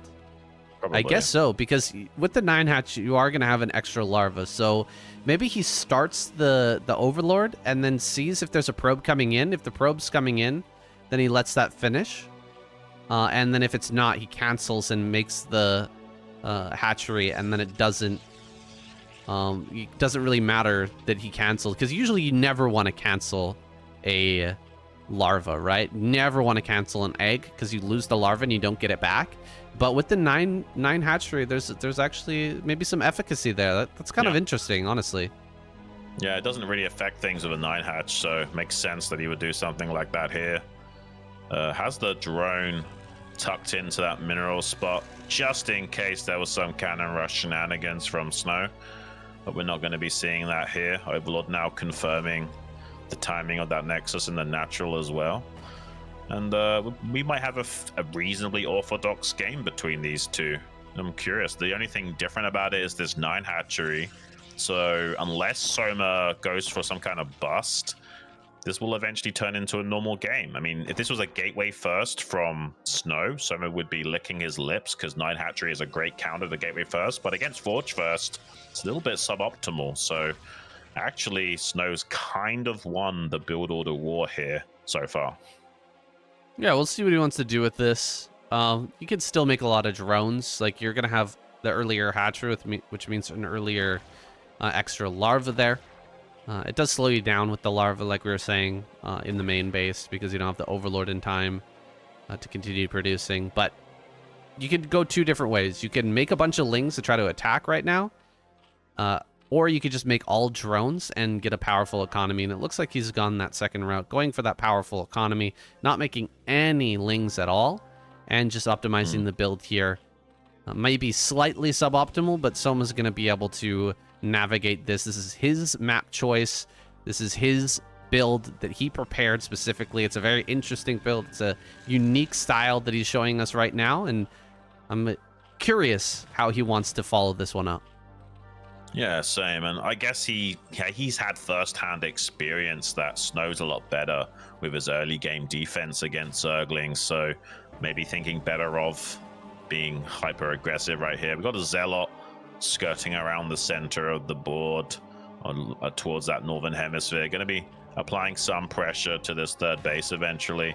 If Soma's hyper greedy and doesn't make that many links, this could do something, but I imagine he's going to make another pair or a couple of pairs of links here that are just popping out now from the main. So we should be able to intercept this Zealot still and avoid taking too much damage. Yeah, he's going to find that with 4 links. It's a perfect amount to shut down this Zealot. Second Zealot coming up with that probe, making its way over towards the natural. Snow going to try to pull Soma this way and that, but Soma so far handling this with some grace. Looks like one Zealot can get possibly behind the mineral patches here at the top, and that's quite annoying. Like, or he can go into the middle. Yeah, he can go into the middle here and get a pretty decent trade. You can only get 2 lings maximum on the Zealot, which will allow him to trade out probably about 3 lings, possibly 4. Kind of depends on the micro there. But honestly, not that big of a deal here. Soma has a good number of lings, and now he's removed the threat from the map. But it is a big deal that Snow got in there with that probe scout and saw the spire. That's great from him. Now we can be pretty sure that there's not going to be any early Hydra shenanigans or maybe a lurker rush as well. Sometimes Zergs will do craziness where they'll get a really fast den, get lurkers, and actually bust your natural with lurkers if you're not paying enough attention to what they're up to. He's got a den in the main though, so he's going to cross-tech a little bit with a 4th hatchery for macro. Second gas being taken as well. So there's so many build order variations that Soma could go for now that even with good scouting information with that Corsair, it's going to be hard to discern for Snow exactly what Soma's idea is. Yeah, he needs to get some information. Sending out 4 Zealots at kind of an awkward timing. Not at a 5 Zealot timing, you know, right around here at 5:30, sending out 4 Zealots. It's just weird. It's like you're not going to be expecting these Zealots to be coming in right now. He sees the natural though. Critical moment here, seeing the natural, not seeing that many Zealots present. He knows that something's coming, and so he will be able to react to this, but is it going to be in time? Snow going to scout everything. He sees what's going on, and he's going to try and get some damage right here, right now. Can he get a couple of drones? Well, Snow knows that he's pulling lava for things like Scourge and maybe Mutalisk, so there's a chance there's not that many Zerglings in production, but Soma did have a few Zerglings on the way to mitigate disaster. If there were Mutas on the way right now, those would take a little bit of time to hatch out and actually go to clean up those Zealots, and Mutas don't do a lot of DPS actually on their own, so not the greatest at cleaning up these Zealots. Does kill a drone in the main. That's something, but it's not necessarily enough damage to be happy with that initial investment of sending those 4 Zealots. Yeah, I don't think he's going to be super happy with the trade, but honestly, just getting through the early game against Soma without taking critical damage, I think this is a win, right? He's managed to get past, you know, the potential Ling attack, potential Hydra. Like, he knows what's coming. And he's not been busted in the main by like a Ogre Zerg either. So as long as he survives this, he's got a good chance. I would say the Zealots setting them in and getting the information turns out to be pretty worthwhile. I think the problem is that trading off those Zealots means that now he's susceptible to being pressured a lot by Soma. Like, Soma's going to force so many cannons by just leaning on Snow, and Soma doesn't have to bust. Like, he's just leaning on Snow to force cannons right now. He knows there's not a lot of gateways. He's actually going to try and bust. This is kind of crazy from Soma, but maybe he can make it work. There's only 4 cannons finished. 1 does bite the dust. Probes being pulled off the line. Additional cannons now starting to fall as the 5th one warps in. Not the greatest of connections with the Scourge, though, so there's no Overlord here just yet. Another 2 showing up, one of them dangerously low on HP. If he kills both of the Overlords, he can clear this up with a Dark Templar, but Soma's done a great job of killing off these cannons, and maybe even will get the Forge at this rate. But a DT has finally been brought to bear, but with still a fresh HP Overlord or 2, there's not really much hope of this doing anything. He's actually going to kill it before it sneaks out onto the map as well. This is big for Soma. Wow. I mean, Soma's done such a good job here. The timing, breaking through right as the cannons are finishing, the way that he maneuvered there with the Lings, with the initial bust, and just the overall control is on point. My goodness, he just busts right through. You've got to be kidding me. GG. Soma. 2-0 already in the series. He looks so strong, man. If I was Snow, I would be shaking in my boots. Like, this looks like one of the strongest Zerg players we've had in a long time. Sulky's looked dominant in the past as well. Queen also had a bit of a run where he was very dominant versus Protoss, but honestly, Soma is his own beast entirely. Definitely the best Zerg we have on the planet at this current time. He's put in so much preparation and work ethic to preparing for this finals match. He's taken the scene by storm after his hiatus. He ain't messing around, saying Soma's not only here to play, he's here to ball. This 4 Zealot timing that we had a view on earlier was able to get in there and get all the information necessary. The Corsair as well, able to confirm things. Looks like we're having a little bit of lag here. Glad it's not in-game, but it looks like that's going to clear up in just a moment. He gets in. See, look, he sees the Hydra Den. He knows everything. This is great scouting by Snow, and he starts the cannons immediately, but wasn't able to get enough of them out in time. Just barely not enough to keep this alive. And Soma busts through without Snow making any really serious mistakes. That's not a good sign for Snow right now. Yeah, I hear what you're saying. I just don't like the commitment from Snow because there's now not enough Zealots to shut down this aggression, to buy time for additional cannons to warp in. Like, he's going to get a maximum of 4 finished before the bust actually comes online. The 5th will not be quick enough. So, yeah, I feel like if he had, not had to commit that many Zealots, or at least traded better with the Zealots, so there wasn't as many Lings here now, maybe this would have gone a little bit different. The Lings make it very hard for the probes to be brought off the line to intercept the path of the Hydras as well, to deny them getting into optimal firing conditions. It's a great idea from Snow to apply pressure, force Lings, and get some good scouting information. But the reality is Soma knows the counter to that. He knows how to not only find compensation, but find a win condition. One of the few Zergs in the world that could turn that situation into such a convincing win. It's so hard to bust through this cleanly, but he still does it. Yeah, he does it with flying colors, just 29 workers, and getting that Overlord speed combined with a few Scourge, and all these Hydras can do the trick. Snow, if he had survived that aggression, would have been in a fantastic spot. Would have been able to hold on and take this into a nice game, but this is the scary part about Soma. He just gets in there. He's continuously able to take out these Protoss players with early Ling plays, Hydra bus, and Mutalisk plays again and again, and Snow cannot stand up to it here in game number 1 or 2. Let's see if he can do it in game number 3, guys. Quick commercial break. We'll be right back with that next game.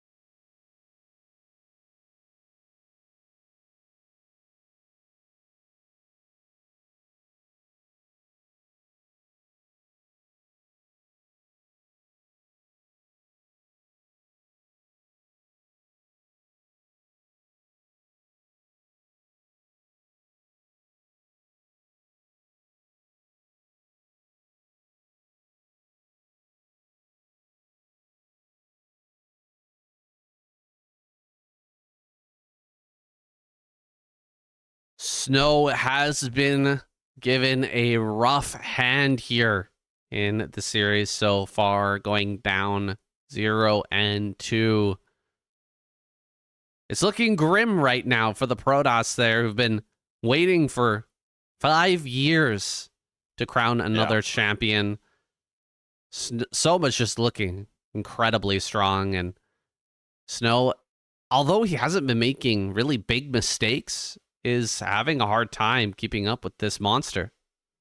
Yeah, I mean, the reality is that Soma's a shark, man. He smells blood in the water whenever you bleed just a little bit, and he'll pull the trigger on those win conditions and going all in at a moment's notice. And he's great at diversifying his build orders so that he can either go macro or hyper aggression no matter what. And yeah, Snow not so good at holding off those kinds of timings, unfortunately. This is his weakest matchup, so he is getting exploited right now by Soma. But his next map will be Radion. That's Snow's pick. It's a macro map. Maybe he can turn things around, reestablish some tempo here, and get a win on the board. It's going to be much needed. He can't go down 3-0. There's almost no hope of getting a reverse sweep once he's down 3-0. So this is a must-win game for Snow coming up now. Yeah, that's a tough sell for sure. To make that reverse sweep happen is going to take an absolute miracle. So it's got to begin the comeback now on Radion, guys. We're getting ready for this game number 3. I actually have no idea who's on screen right now. Is this a K-pop star? What are we looking at? Probably a K-pop star. Just based on their apparel, saying I would say these are K-pop stars. Yeah. Yeah, I'm not a big fan of K-pop. I could get my sister-in-law in here and ask her, because she's a huge fan. But it's got a long history. StarCraft has a long history of having K-pop stars, watching their favorite players. Bisu had a lot of big fans back in the day as well. Very famous people in Korea are also swept up by this beautiful game and the hype around it as well. I'm kind of wondering, is StarCraft the reason why we have K-pop stars? In the sense of these guys became such rock stars in their personas and their fandom that Korea very quickly realized, hang on a minute, if we translate this to the music industry, we can really have some money makers. And I think they were right in doing so, if that was the thought process, because the fandom in Korea is absolutely crazy, Sam. Yeah, I guess StarCraft heroes and Boxer and these great players, their stardom came first before K-pop. I'm not sure if that had any influence. If it was up to Xun, guys, everything would have come from StarCraft. That's a fact, right? Yeah, you better believe it. We can attribute all great things in this world to StarCraft, according to Xun, but hey, we're just huge fans of this sport. We're huge fans of this a beautiful game, and we see it in everything that we do and everything that we watch. You gotta compare it. Whenever you watch another sport, whenever you watch another esport, Xun, don't you just look at it and go, StarCraft is better than this, or StarCraft, what about how does that compare to StarCraft? How's the viewership experience? How's the community experience? It always comes back to Brood War. Yeah, no matter how good something is in the gaming world, I'll think about how good it is, and I'll be like, yeah, but it's not StarCraft, that's always the caveat in the back of my mind when I'm assessing everything. StarCraft's like the litmus test for how good something is. It really is off the charts. It's infinitely deep, infinitely complex, and honestly, that's why the ASL is so special. You not only have the best gamers in the world, but you have the best game in the world. I mean, what more do you want?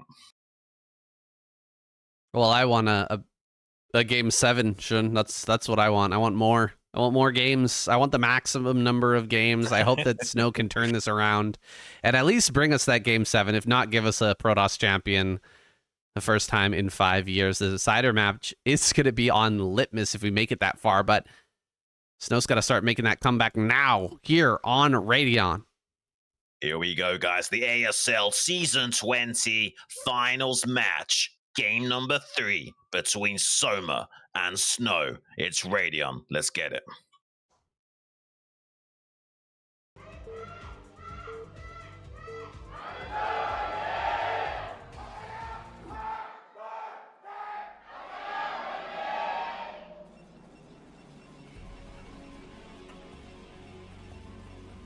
Snow spawning in bottom left. Soma here in the top left.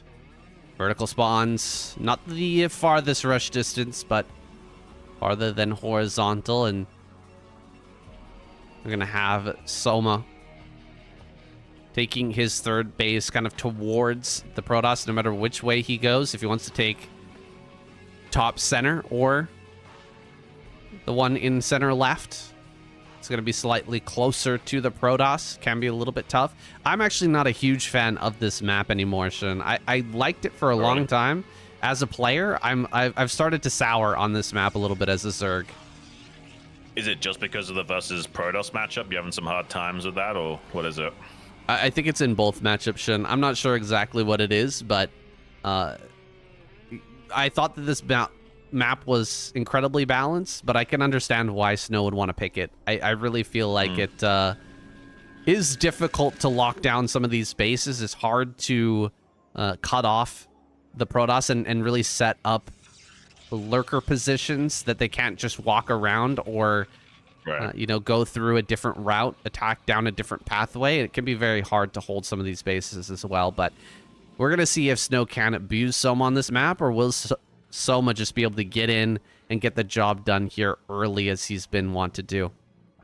Yeah, I mean, obviously these other guys are pro gamers, so they can really exploit the Zerg race and squeeze every drop of juice out of the orange. But yeah, players like you and me probably gonna have a little bit of a harder time on maps like this and stabilizing some of the imbalances and issues that need to be contended with to get yourself propelled into a strong mid to late game transition. So yeah, a little bit of a scout here from Soma in the center. He's really thinking about possible center gates from Snow. I like that from Soma, that he's really like dotting his I's, crossing his T's, and making sure there's no surprises here. It's going to be a gateway first in the natural from Snow.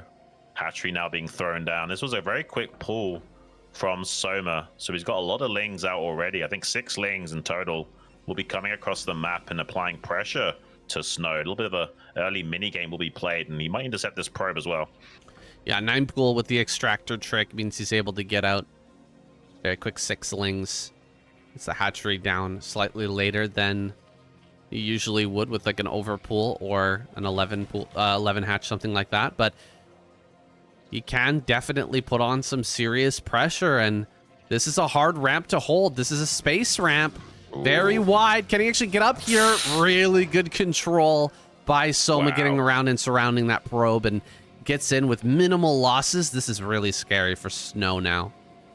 Oh, super scary. I mean, Snow even was smart and pulled an extra 2 probes to deal with that, and it wasn't good enough. Soma's just that good, man. This is insane how well he's playing today. I'm a little bit worried for Snow. He really needs to keep his head in the game and not lose too much money. Look at Soma. He's attacking on 2 fronts with those Zerglings as well, forcing a drill at the bottom and then hitting from the top as well. He's controlling on 2 fronts with these Zerglings and causing an absolute nightmare for Snow to contend with. Second Zealot now showing up to clean up. Soma knows that he's on a bit of a clock with these Zerglings to do as much damage as possible, as early as possible. Snow's actually done a really great job of not losing probes so far, besides that one on the ramp.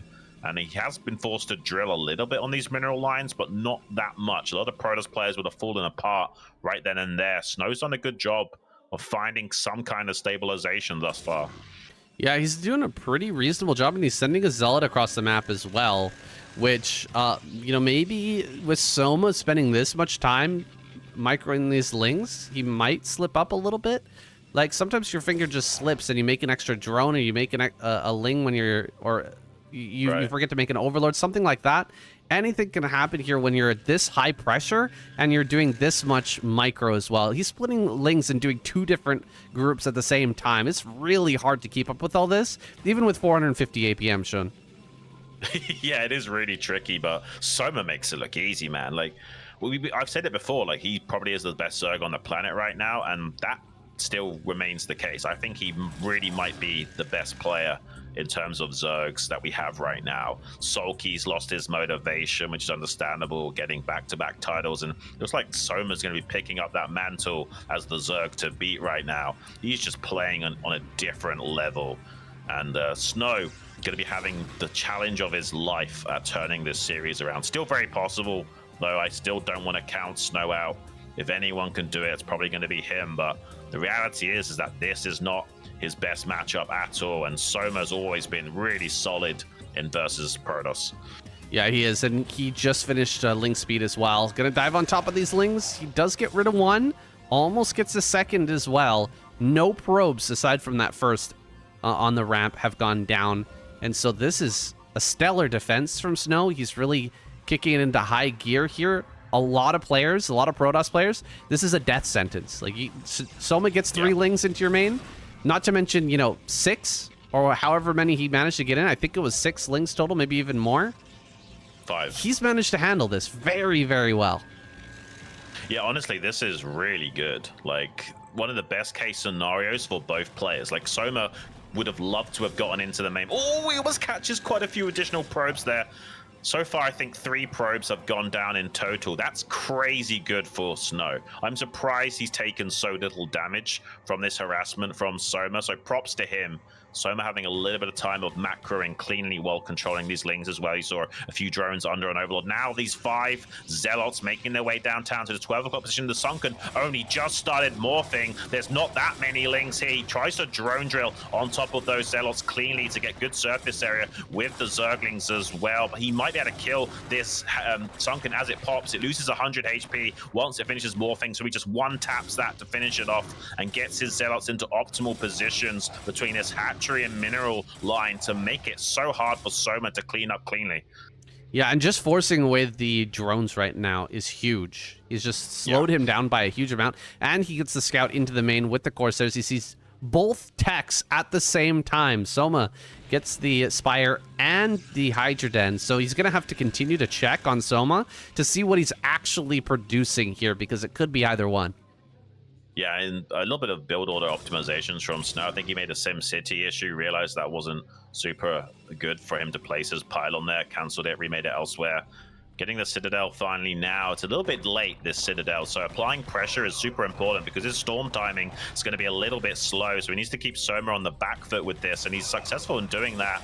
Finally, Soma will start to clean this up, but not before taking damage. Zealot in the main base, also causing problems. We'll get at least 1 drone kill, maybe a second if Soma's not on top of things. He does pull these drones back 1 at a time, but he loses another drone anyway. Great target fire from Snow. That Zealot in the 3rd base location will be finally killed by Soma, but honestly, this was great early pressure from Snow. This is excellent early pressure. Snow having a hard time throwing down buildings right now. He's doing so much micro on the other side of the map. This is something that he's been criticized for by the pros in some of these follow-up videos. And, of course, the pros are reacting to the ASL as it's happening on stream, and that's a whole different thing, right? Like, Soup Live has made a real consideration for the pros to make sure that they can bring as much hype as possible. Streamers can bring as much hype as possible to this tournament, and that's part of why it's done so well. But they have been a little bit critical. Players like Flash talking about how he is throwing down buildings kind of willy-nilly in a lot of these cases. It's just because he's paying so much attention to all of his units, and he's doing such a good job of controlling them so far. You can really understand why he has a hard time even spending a second to line those buildings up. A lot of that smack talk came from Secret and JYJ, and honestly, it's easy to talk trash when you're not in the finals of ASL. If you know what's going on so much, why aren't you in the finals, buddy, is all I will say. I don't rate JYJ that highly. He can talk smack all day, but at the end of the day, Snow might not have the best building placement, but look at that moving shot, flick shot with the Corsair. Snow might not have that best building placement, but that's because he's microing on a different level the majority of the time. He can do things that other Protoss players just can't. So yeah, I would say don't take that criticism too seriously. Yeah, absolutely not. That was some beautiful control with the Corsairs. Really, we've only really seen Snow able to pull that off so far. That might become something that's, you know, really well utilized in the future that all Protoss pros have to master. But for now, Snow is that one guy who can pull this off, and he does it better than anybody else in the world. He kind of invented it. He showed it off at least the first time. We don't know exactly who figured out that that can be done, but Snow is mastering it. Does lose a Corsair there at the third base. Not able to get the Overlord kill. He will come back in for that kill, though. I believe Overlord speed is done, but it's hard to get a Overlord over here. One popped out just in the nick of time, and another one's going to make it over from that center right, and so he will be able to get rid of this DT. 2 kills on the drones, though. Not bad. I think Pusan or Stork might be one of the first guys that figured out some tricks with those Corsairs, but they didn't have the same kind of execution as someone like Snow. So yes, it's kind of like what happened with Jelizerg. Like the player Shark figured out how to stack mutas and abuse that micro, but Jelizerg mastered it and pioneered it into coming into fashion. Snow's done the same thing with his Corsair control. He's seen some of these other pros utilize that unit in interesting ways, and he's really started to master that control. He's looking for some damage now. Hasn't been able to find much. Soma very good at keeping Hydras everywhere and keeping his Overlords out of harm's way so far. Hydras here in the middle. Going to be sandbagging this attack a little bit as it comes in. No sunken colony here, so it's a little bit hard to defend this position. Zealots in the middle of the map getting caught, or potentially catching the Hydras that are out here on the map. It depends on your perspective. Well, quite a few of those are going to end up getting killed. Going to have to try and flick shot these Corsairs in order to get rid of the Scourge here that are chasing them down. Corsairs going to take a lot of damage from the Hydras as they fly over as well. Zealot splitting up everywhere. Not really getting a whole lot done. Natural is a little bit open, but there are so many Hydras absolutely everywhere. There's really no location that Snow can break through at the moment, and he's just lost a lot of his Zealots, and a lot of his supplies gone down the drain. Yeah, Soma is just a wall right now, and Snow almost went splat into it. Is also taking a 4th base in the top right quadrant of the map. Soma is growing rapidly, and Snow hasn't been able to find consecutive damage like he was hoping for. Is going to start to move out onto the map now. He could just take a 3rd base and macro up. He could also go for a massive 2-base timing. But Soma's already transitioning to a lot of Mutalisks, so we can start sniping some of these High Templars, and there isn't a massive Corsair fleet, so it'll be hard for him to shut that down. And the Scourge almost catching them as well. There's just 5 Corsairs here. One of them's on red HP as well, so with some Scourge connections, these Mutas will reign supreme. Yeah, a really scary moment here as all the Mutas fly into the main base, directly heading up towards that main. He's actually going to stop to deny the 3rd here for a moment. I'm not sure if that was canceled. Possibly got the cancel on there.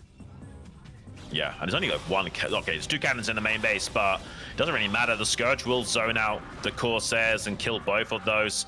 A bit of a ground onslaught, though, from Snow. This is exactly what he didn't do on that Screaming Sea map, and now this is going to help him a lot. Go on the counter-offensive and force Soma to respond or go for a base trade scenario. Looks like Soma doing the latter right now. He's got a lot of Hydras moving in to potentially bust this. Preemptive Storm comes out onto those Mutas, but it catches the majority of his own Corsairs instead. There's not that many cannons here. He's going to have to start to pull probes to try and shut this down. He is breaking through the natural of Soma, but there might be enough Hydras here to also rip through the defensive line of Snow. This is going to be close. Snow's doing a lot of damage on Soma's side of the map, but he has to hold back at home. He's actually got some units turning around to intercept this. I think Snow's starting to do it, Saiyan. I think Snow is actually going to finally start to equalize this series a little bit here. There's not much Soma can do to stabilize anymore. He's got some Mutas flying back to defend, but he's going to lose the Spire. He's going to lose a lot of drones in the process. I think Snow has started to do it.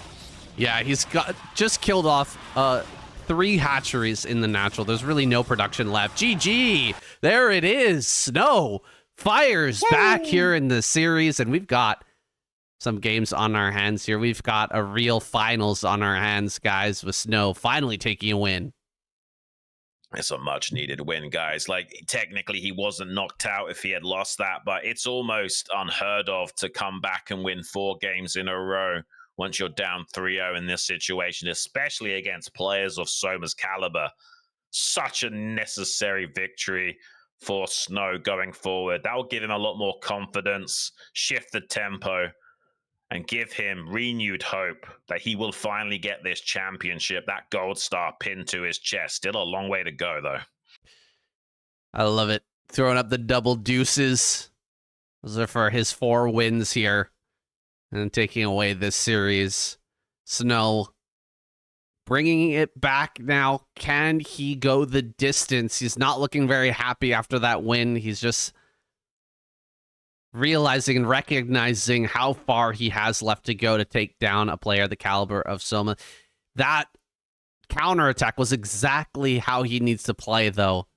The moment that Soma tries to get tricky, just gunning it down the middle and going for the counterattack, utilizing that multitasking of his, that excellent multitasking to shut down the counters of Soma and get the damage he needs at the same time. That's exactly what we want to see from Snow. Let's see if we can see some more of that. We're going in to the next game. ASL Season 20, game number 4 on Polestar. Let's get it, guys.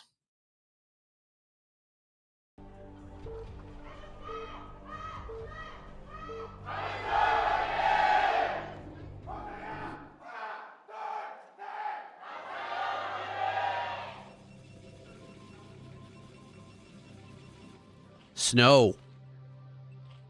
Spawning top left. Soma. Bottom right. Polestar. Cross map situation. This should be a banger, Xun. I think we might finally see a long game between these two players. Yeah, I mean, and that natural third close gas expansion does allow for very powerful macro plays from both sides and tight corridors as well to secure.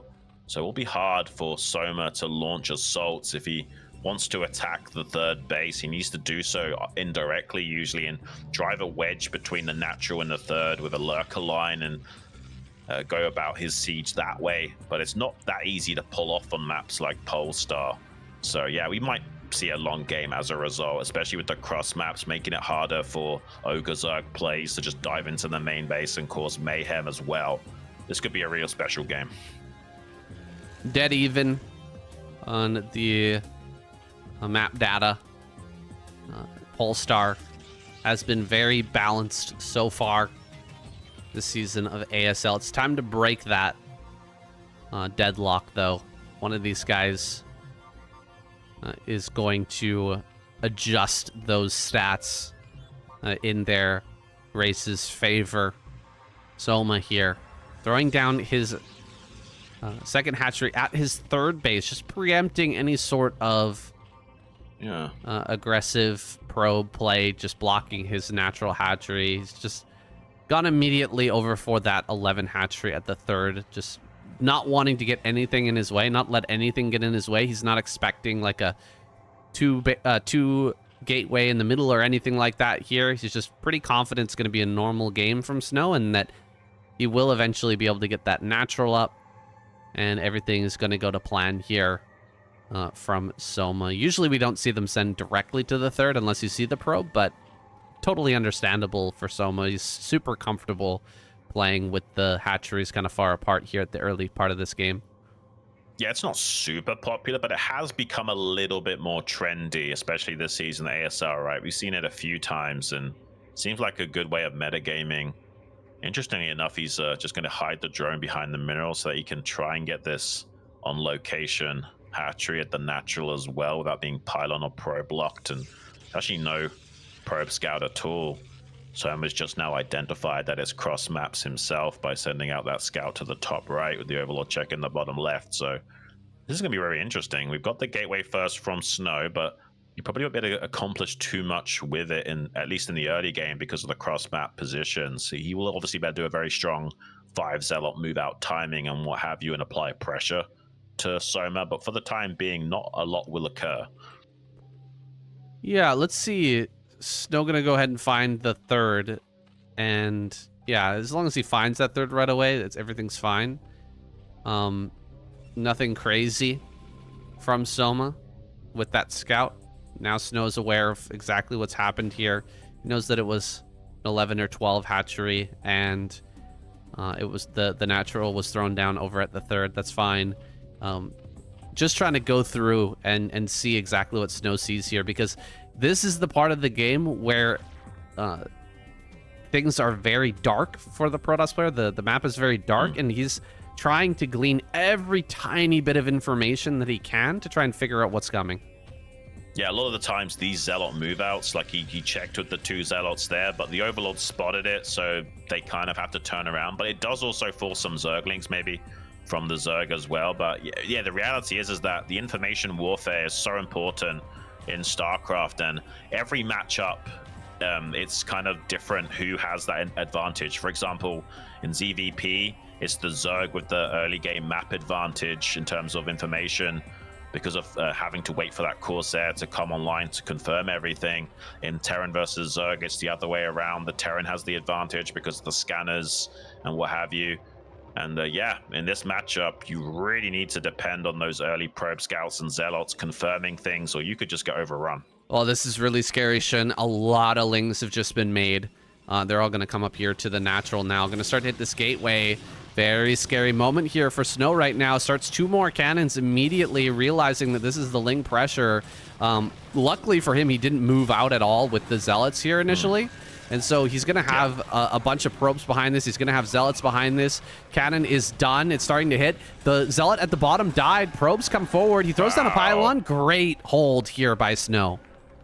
I just got some chills. Snow has improved so much in this matchup. Like, yes, he's behind. He's 2 to 1, but let's be real. There was a time where he was getting absolutely obliterated by pressure plays like that, and he's figured it out. He's figured out how to defend certain things and not get caught off guard anymore. He's really come a long way as a player, especially in this matchup, and you got to take your hat off to him. Absolutely. Yeah, this is a great show of improvement here from Snow, and now he knows that honestly he's in a great spot. He shouldn't be getting blindsided this game. Probably for the rest of this game, he's just going to send the Corsair in. He's going to see the Spire.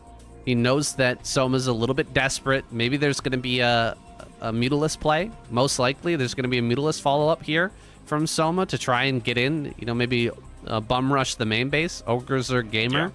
Yeah. As long as Snow hits his P's and Q's, he should just be able to hold everything, and it's going to be very hard for someone to find a way back in with how many lings he created and how far behind his eco is here. Well, he sees the second gas timing, which is great. So he knows it's a possibility, but it won't be super fast. So he should be able to min-max against it a little bit. Like, he'll delay throwing down cannons in the main and what have you for a little bit of a time, but he knows roughly when he needs to have those. He'll eventually add on probably a cannon in the natural and the main to stabilize against 5 mutas of Scourge pressure.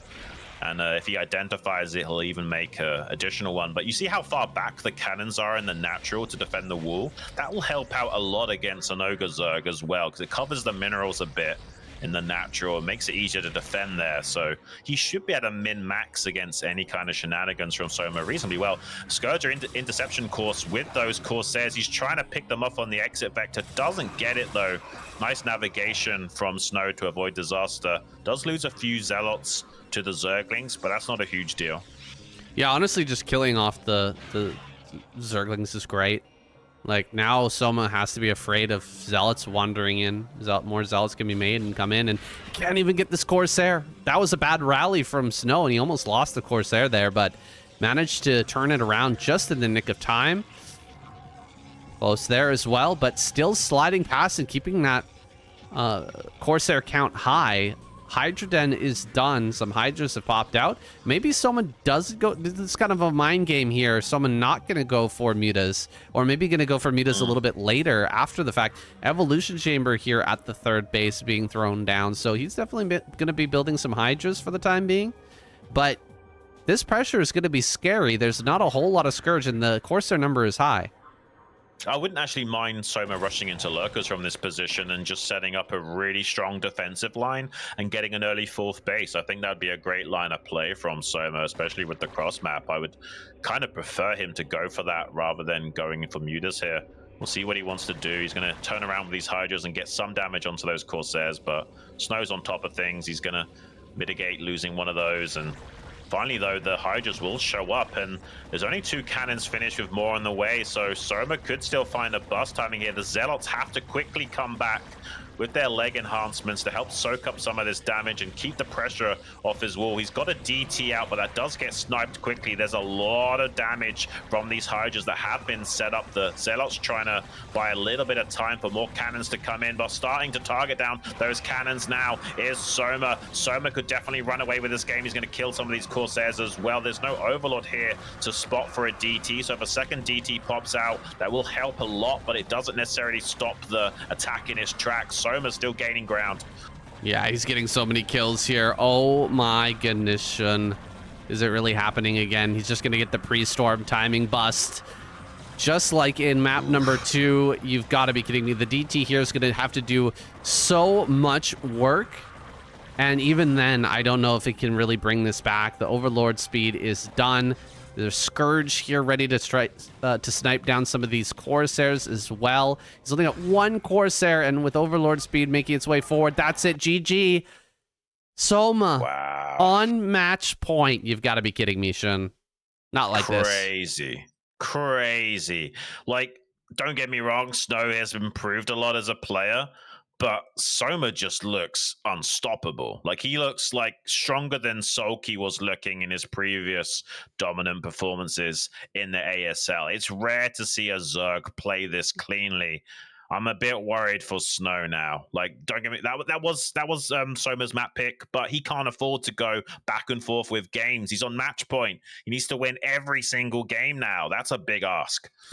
I don't know where all those Hydras came from, man. There was so many Hydras suddenly arrived at the front. Soma absolutely on top of his macro, even with the failure of that initial Ling bust, still managing to put together a really oppressive Hydralisk attack that gets through just in the nick of time. I think a lot of this came down to a lot of the problem here was that he never killed this Overlord. Like, he went across the map, he killed a bunch of Overlords on Soma's side and over on that far right, but he didn't kill this Overlord right here that was in the natural. Yeah, this is going to really dishearten a lot of Protoss players because they so desperately want a Protoss champion. But one thing I will say is that if Snow's going to win, this will be the most spectacular fashion he could win if he does somehow take 3 games in a row off Soma and gets it. Like, we're going to be flying off our chairs with absolute crazy energy. So, yeah, if you do want to win as Snow, this would be the best way to go. But the reality is that it's going to be so tough to take 3 games in a row off Soma. I kind of feel bad for Snowman. He's improved so much, but he's against his most challenging obstacle yet. Yeah, here he was catching that Overlord finally at the end of the day. It's just not in time. There's a DT popping out here. It immediately dies, and this is just too many Hydras to deal with. The Zealots really not able to make a dent here, and the control, as always, with the Hydra bust, absolutely unmatched. He's so good at getting these Hydras up into position and targeting down the cannons one by one. It's harder than it looks, guys. It truly is, Yeah. and Soma makes it look better than anybody else. Yeah, one trick is to use manual move commands on the buildings in the wall. Like, you know, whatever your key is. It's M by default, but I have mine on W to make it easier. But you manually move command onto like a gateway or forge to press them up against the wall to get optimal firing positions as possible and snipe those cannons in quick succession. And these pro gamers are so good at it. They've also got mapped out how many volleys are necessary to kill the cannons based on how many Hydras are firing. It's like sometimes you'll split your Hydras into like packs of 7. So you got like 7 Hydras on 1, 7 Hydras on 2, and you can quickly cycle your control groups to gun down the cannons with a certain count of volleys as well. So they're getting optimal damage output on top of it. This really crazy how good Soma is at busting through those cannons like that. But it's really special to see a player of his caliber make such short work of those defensive lines. It's so much harder to do than it looks.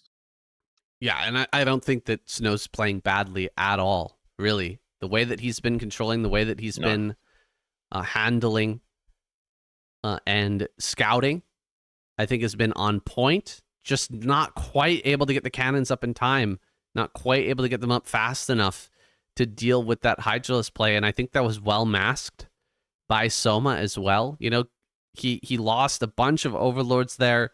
He represented Mutas as a follow-up, and then immediately switched into Hydralisk to get that bus going. Just really well played by him. He is so scary right now. It's going to be such a monumental task for Snow to come back in the series, but I still have a little bit of hope here, showing that Snow can at least bring us that game number 7. He did so against Solkey last season, and it was a spectacular final. It was a spectacular finisher.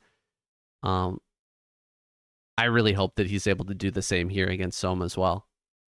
Yeah, we'll see. I mean, the reality, though, Snow, he's found a new nemesis in Soma. He's gotten the devil off his back with Solkey, not probably going to be as dominant as he was previously, and, you know, cutting him down in his tournament runs. But now he's got Soma he's going to have to contend with in the future as well. Not just this tournament, but if Snow wants to make another run at it, if he comes up against Soma again, that could also spell another disaster.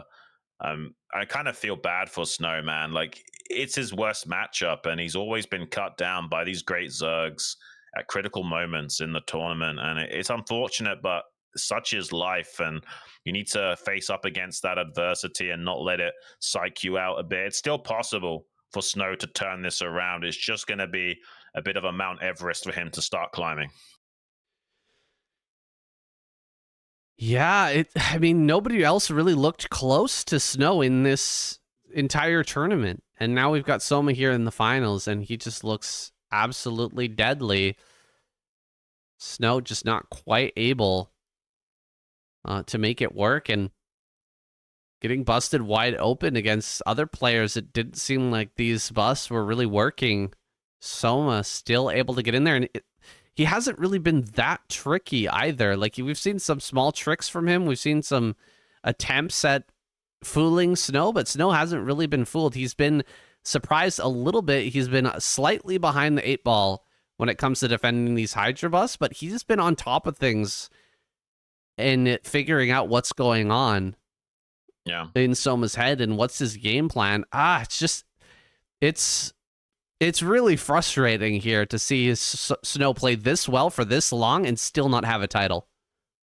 It's crazy, but I mean, that's what's so beautiful about StarCraft. It's like the ultimate zero-sum game. No matter how good you are, there's someone out there that is leagues above you. The canyons of skill difference is unlike anything else than in StarCraft. You sometimes see that in football, soccer for you American nerds. Like, you get players like Messi, which are like just complete players besides not being that tall. Rarely that happens, though. It's really hard to be a complete player in anything that's as hard to do as, like, say, something like StarCraft or football.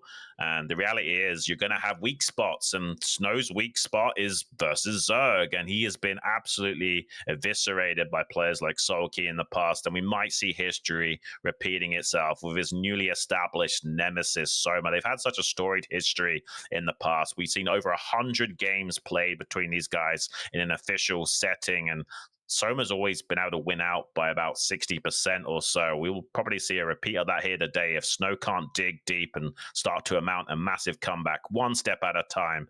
But we got a massive long break on our hands, guys. Apparently 8 minutes, so you've got time to not only grab a fruit, but pass it through your intestinal tract as well if you need to. So go grab some water, grab some fruit, and join us back for some more great StarCraft action. Let's hope that Snow can at least take it to a game 6 or 7.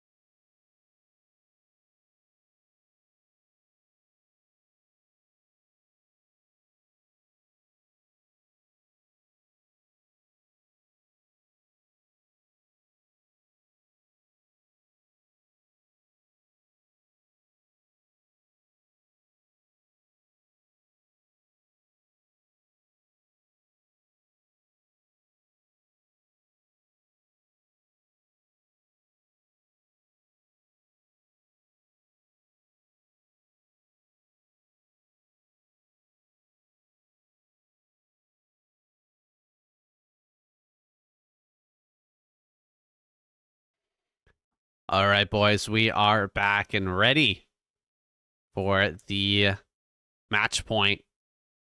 5th match here between Snow and Soma.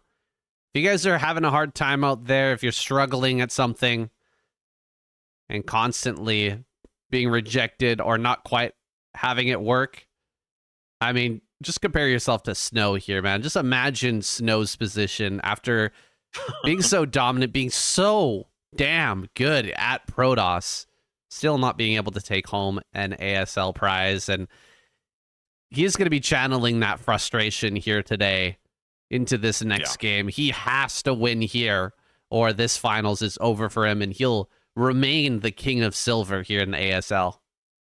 All of you Snow fans, start channeling and lending Snow your energy. He could maybe still power up a massive spirit bomb to turn this all around, but he's going to have to dig deep using every ounce of fighting spirit that he's got to turn this around. 3 games in a row. Climbing Mount Everest isn't easy, but if you just focus on the steps in front of you, can get through it still. He can still climb this summit, make it to the top. It's going to be one of the hardest things he's ever done in his life. Let's see if he's got it in him. Yeah, he's sitting across from what may be his biggest, most challenging opponent yet. He thought that Solkey was bad. Soma is, again, another level here in ASL 20. After returning from the military, he's looking better than ever and stronger than any other Zerg. Well, we're about to find out how strong he is. It's ASL Season 20, Game number 5 on Metropolis. Let's see if Snow can handle the heat.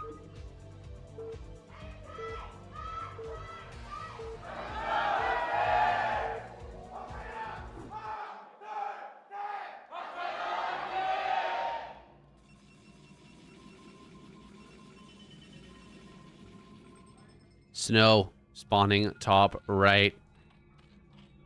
Soma down here in bottom right. And man, what a fantastic adventure ASL 20 has been since it's our potential final match of the night. I want to mention those of you who have been supporting us on Patreon. Saiyan Shun Duo Cast is our Patreon channel, guys. Shout out to all of you who have signed up this season. It's going to help us to continue to bring you guys further seasons, as well as the SCSL and also the KCM. And before we go any further, I just want to ask you guys for some additional help. Doesn't cost you anything. Go over to Saiyan KCM on YouTube and subscribe to my channel. You can watch our casts of the KCM there, as well as I do daily casts and also live streams as well. It would really help me out, guys, so we really appreciate all the support, whatever form it comes in. Yeah, and Saiyan's a great solo caster, so be sure to check him out. He can do what I can't do. I'm a terrible solo caster, but this guy can do it all, so go show him some love, and thank you so much to all of your support on our Patreon page as well. You can sign up for free if you haven't got any bones to spare. But honestly, it's been a dream come true to bring you guys the ASL action like this, and we hope to do so for many years to come. So giving us a little bit of a helping hand allows us to dedicate as much time and attention to bringing you the very best cast possible. And yeah, much love to all of you guys that have supported us. Snow risking it all here, Shun. Going for a Nexus first. It's going to be against Overpool. And yeah, this is how he brought things back against Effort, right? He started getting away with some of these Nexus first plays. He started, calling the bluffs and, switching it back and forth and getting these little advantages in the early game that allowed him to end up winning that series. Here, he's going to get away with it again, putting down the photon cannon before these lings make it down the ramp. He hasn't been able to scout yet, so he won't see this stuff coming, but I mean, he's got the timing here. He's pretty well set up. There's only 2 lings, another 2 coming out. I don't think there's going to be a possibility for a run by here. Yeah, but he has got balls of steel to do this because unlike effort, Soma set the tone by going for a 9 pull on Radiant to kind of put the fear of God into Snow a little bit. And Snow having the confidence to still go for this. Oh, he's going to try and squeeze a Ling into the main. Does get one of them in there, but not two. Two can actually start to kill some probes and cause a headache. Just one isn't the end of the world here for Snow. So he will effectively be in a great position here regardless. He even chases that Ling a little bit to try and put a bit of HP damage onto it. He's going to try and get into some more Zerglings. He does manage to get in with just one more Zergling. Wins the coin flip to stop a third getting in there. He's going to try and chase down and put some more damage onto that Ling. You can see some good chase micro from Snow, almost catching and killing that low HP Zergling. He knows one Ling is not a big deal at all, but two can actually start to kill probes. So he's trying to be proactive and catching this low HP Ling early on. Ooh, can he get it? So close to actually getting the kill on that. Almost gets the kill on the second Ling as well. 2 HP on that. So close right now. He does get rid of it. Very good early game here from Snow. Getting away with this Nexus first and dealing with these Lings with flying colors. Yeah, I love the proactiveness here from Snow. Like, he's, you know, not playing reactively here. Sometimes that's one of the hardest things to do in StarCraft is remain thinking forward in your play, and you end up playing reactively as the series develop because you're kind of shaken by how the games have gone. But Snow's not doing that here. He's taking the initiative at every possible junction, and that's certainly the kind of champion mindset you need to go the distance. So yeah, a little bit of hope here for Snow going forward. He also sends a Zealot out on the map, reveals that to the Overlord, forces a few extra Lings to be made, and then turns around and heads back home. This is a great job just forcing a little bit more of a response out of this Zerg player and not giving him anything in terms of those Zealot kills.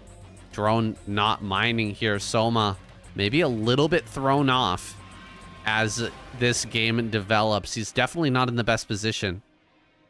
Yeah, I mean, let's think about that, because Snow actually is forcing Soma to play reactively now, because so many Protoss players would not have tried to do what Snow just did and turning things around on Soma by hunting down the Zerglings like that. It's very uncharacteristic of a Protoss gamer. We'll see another cross-tech from Soma. This is why Soma is such a good player. He understands the actual strengths of Zerg. Like, Zerg is one of the only races which don't have to be rigid in their build orders. You can cross-tech like this. You can be a lot more versatile and freestyle with Protoss and much more rigid with Terran, but Zerg have this benefit of being able to, like, you know, divert their attention into two possible avenues and keep the other guy guessing, and Soma understands that. There's a lot of ladder players that understand it as well, but they don't have the same execution as Soma does. So I'm happy that there's some pro Zergs out there that are starting to abuse this characteristic of Zerg. Yeah, throwing down the Hydra Den and Spire at the same time. Leaving both of those options open and then choosing the one at the appropriate moment that's going to be the most effective. These Zealots making their way in. I don't see anything here. This is wide open. Someone making a mistake here? Where are all the Lings? Oh my gosh, Saiyan. I mean, the Lings are completely out of position. He kills one drone already. Denying mining's already a huge win.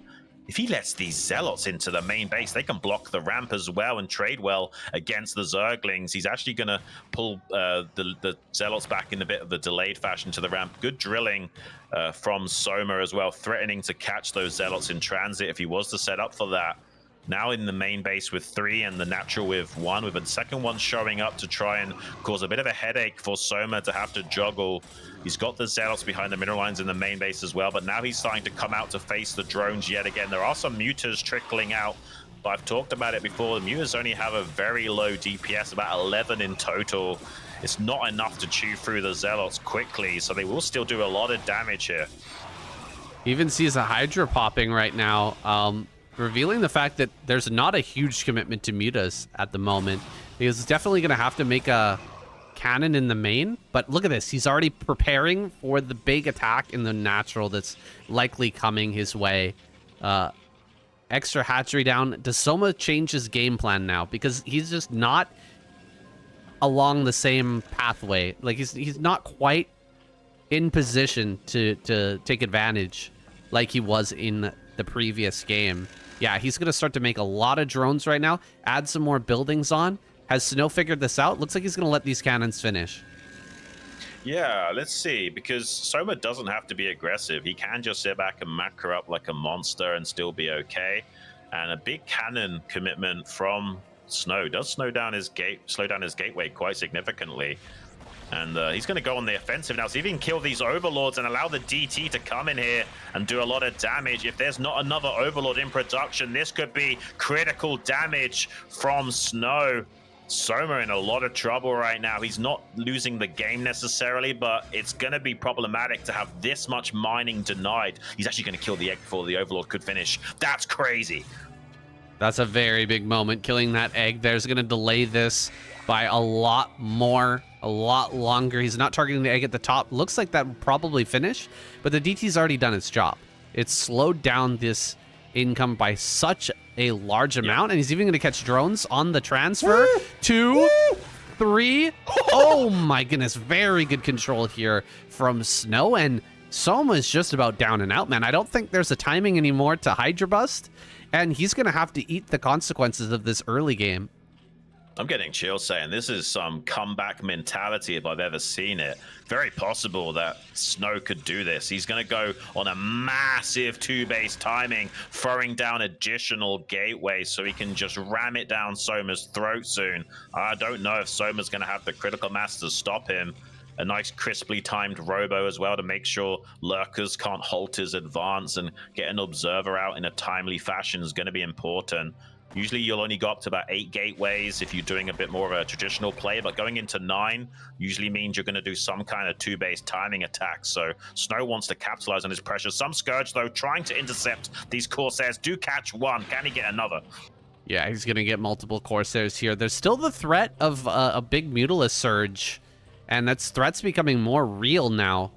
That maybe he could get a bunch of Mutas out and potentially snipe the High Templars as the army comes across the map. He's not able to catch the Corsairs here with the Hydras, even though he's managed to kill quite a few. Zealots making their way over here to the third. Gonna get on top of these Hydras immediately, and the DT can go in for some big work here, try to kill off some more drones. Looks like Zealots are attacking the hatchery rather than continuing to pressure these Hydras, and so he almost was the Dark Templar, but 12 kills now. 12 kill. Man. Dark Templar is massive. Yeah, this is huge. I mean, there is still a chance for Soma to turn this around. He's got 3 gases worth of income. That's 900 gas a minute. He can make 9 mutas a minute if he wants to, but his minerals have taken such a hit that it's actually hard for him to, you know, get a large amount of mutas out all at once. He's actually going to want to kind of hedge his bets a little bit and make a few drones to supplement before going up to like a full count of a whole stack of mutas. He's got enough to go on the counter offensive soon, but Snow doesn't have to move out. He can just turtle on 2 bases, get a massive army, and do like a 12-minute timing push, and might still be able to smash Soma with that attack. Yeah, Soma's going to be relying on big snipes on the High Templar. Oh my gosh, one High Templar here, dangerously close, but it manages to live. Big moment there as the High Templar gets a storm on those mutas and stays alive, critically keeping that count of storms very high. Soma did force Snow to build quite a few cannons in the main, so that really did slow down this timing attack. It's finally going to start to come out now, though. And with 9 gateways worth of production, it's going to be very hard to stop. Mutas here rotating. He's going to expand behind this as well. Does dive onto those High Templars to snipe them, but honestly, those mutas taking a lot of hits to do so. There is still a little bit of energy available to keep storming with this army. 2 High Templars trailing behind, more reinforcements as well. He's making lurkers now, but it might be too late. Is Snow going to be successful at ramming it down? He does pick off one of those High Templars that were trailing behind, but does still get a good storm off on those Hydras, and there's nothing to stop these Zealots going ground and pound and the natural expansion of Soma right now. There's going to be 1 or 2 lurkers finishing up in a minute, but in suboptimal positions. He can still just evacuate the majority of his army and keep some of the Zealots in the front line to maybe kill the hatchery or dive into the main base as well. This is really interesting play. Nice block from Soma, actually. Morphed a lurker on the ramp to shut out any possibility of those Zealots getting into the main base. So nicely done from him as well, but actually his supply blocked his Soma Soma. He's having a hard time macro while Snow got his third base online behind this. Yeah, he's got his third base online. Here comes the Observer. This is a big moment. Observer's going to make its way to the front. Storms and Dragoons are prepped. An emergency sunken colony making it, trying to be thrown down here. He's going to go after the Observer. Can he get it? No!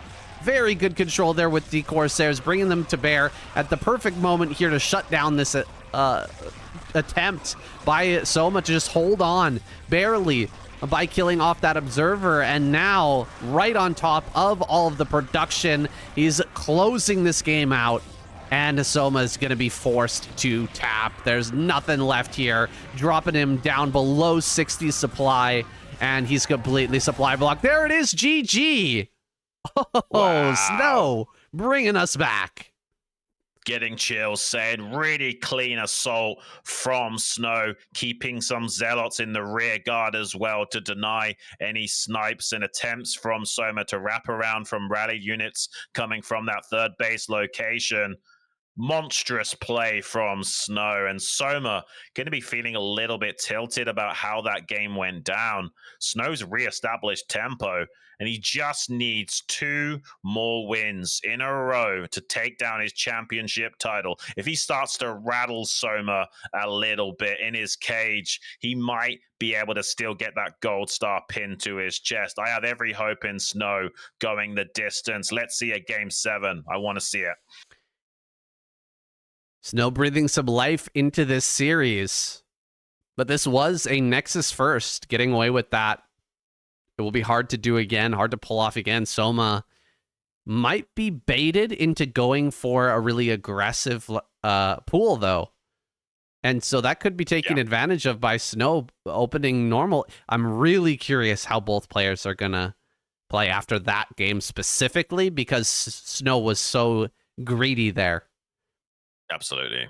Yeah, I mean, the absolute kahunas on Snow to go for that, while already Soma represented a 9-pull on a macro map on Radiant. You got to hand it to Snow. Like, he knew that he's in a rough spot, and if he's going to win, that's the kind of thing he needs to pull out. Now he might bait Soma into playing aggressive when he shouldn't. Next map's going to be Knockout. Will Soma find that knockout blow on Snow? Are we going to be tied up 3-3? Anything could happen between these two gamers. Reestablished tempo has Snow. Let's find out what happens. The ASL Season 20 Finals match. Game number 6 on Knockout between Soma and Snow. This is epic. Let's get it.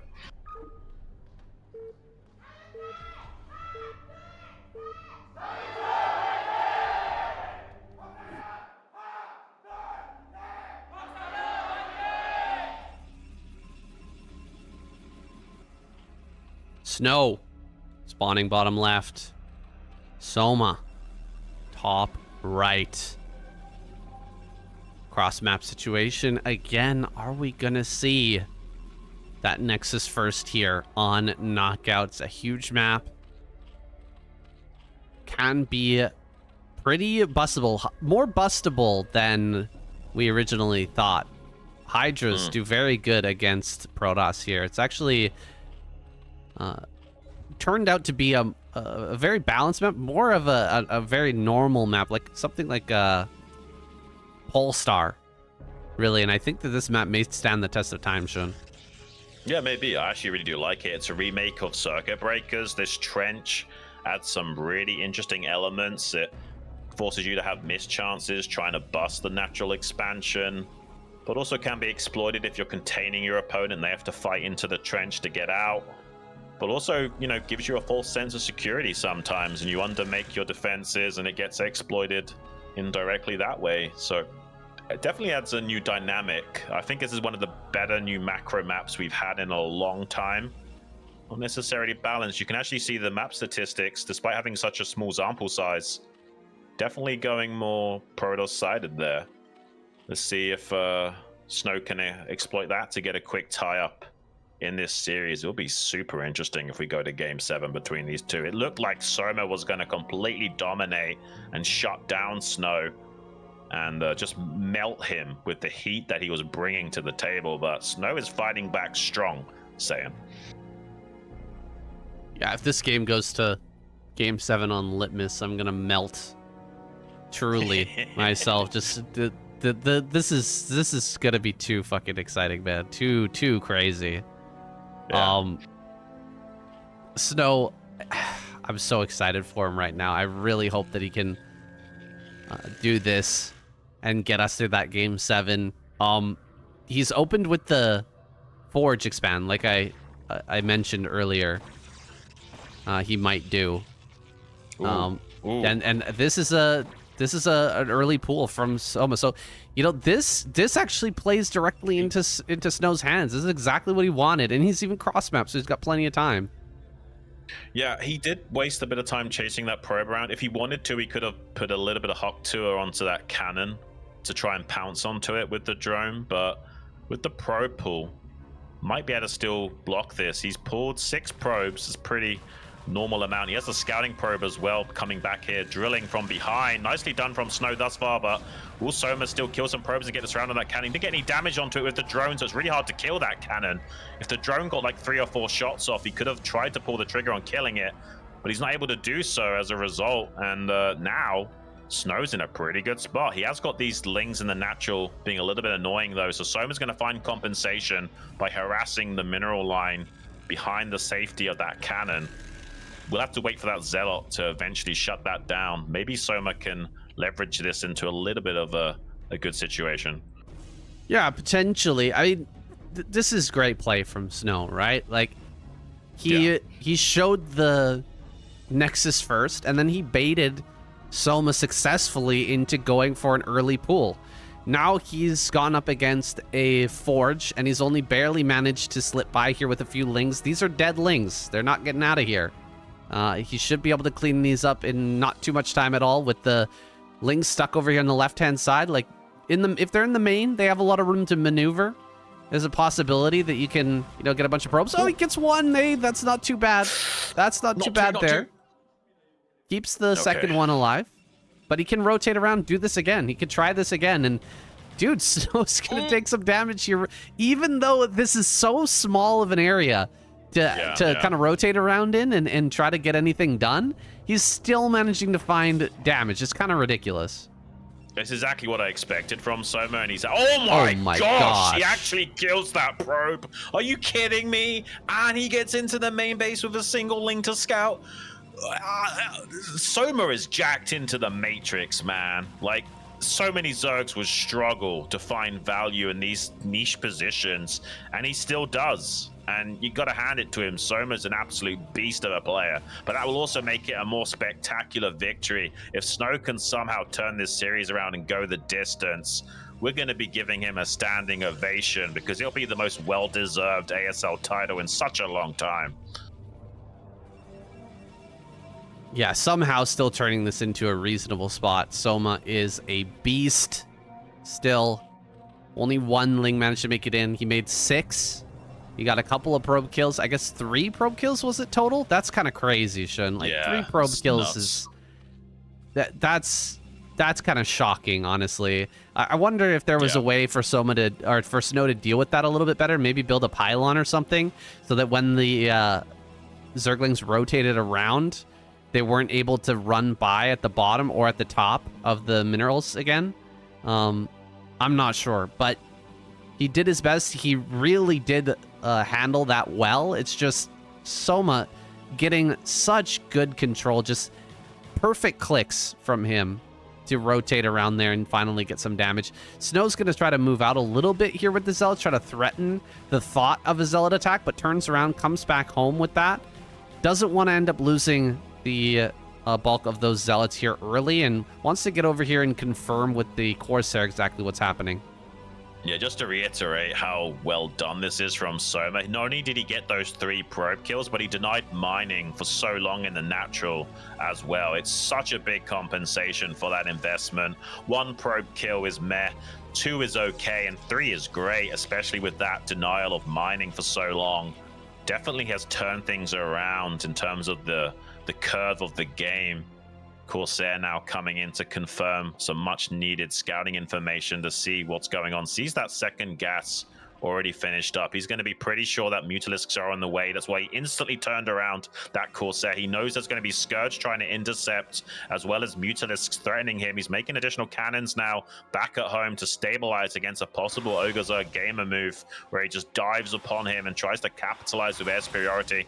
Scourge unsuccessful in completely zoning out that Corsair. Gets a little bit of tickle damage with the glaives from the Mutalisks, and has a cannon just now finishing up in the mineral line in a natural expansion. One of the best timed buildings we've seen in a while, because without it, he's in trouble. Good micro so far from the Corsairs. Does take a little bit of return damage, but with the superior range of those Corsairs, look how active Snow is being at just dishing out a little bit of splash damage from those neutron flares. Really starting to bruise those Mutalisks ever so slightly to not allow them to have any opportunities at coming here and sniping some gas probes. Yeah, he was actually almost able to kill the Scourge underneath that Mutalisk stack, and usually that's such a big threat from a player like Soma. Generally speaking, like a Corsair will slide a little bit too close when it's trying to attack, and suddenly Soma will kill that with ease.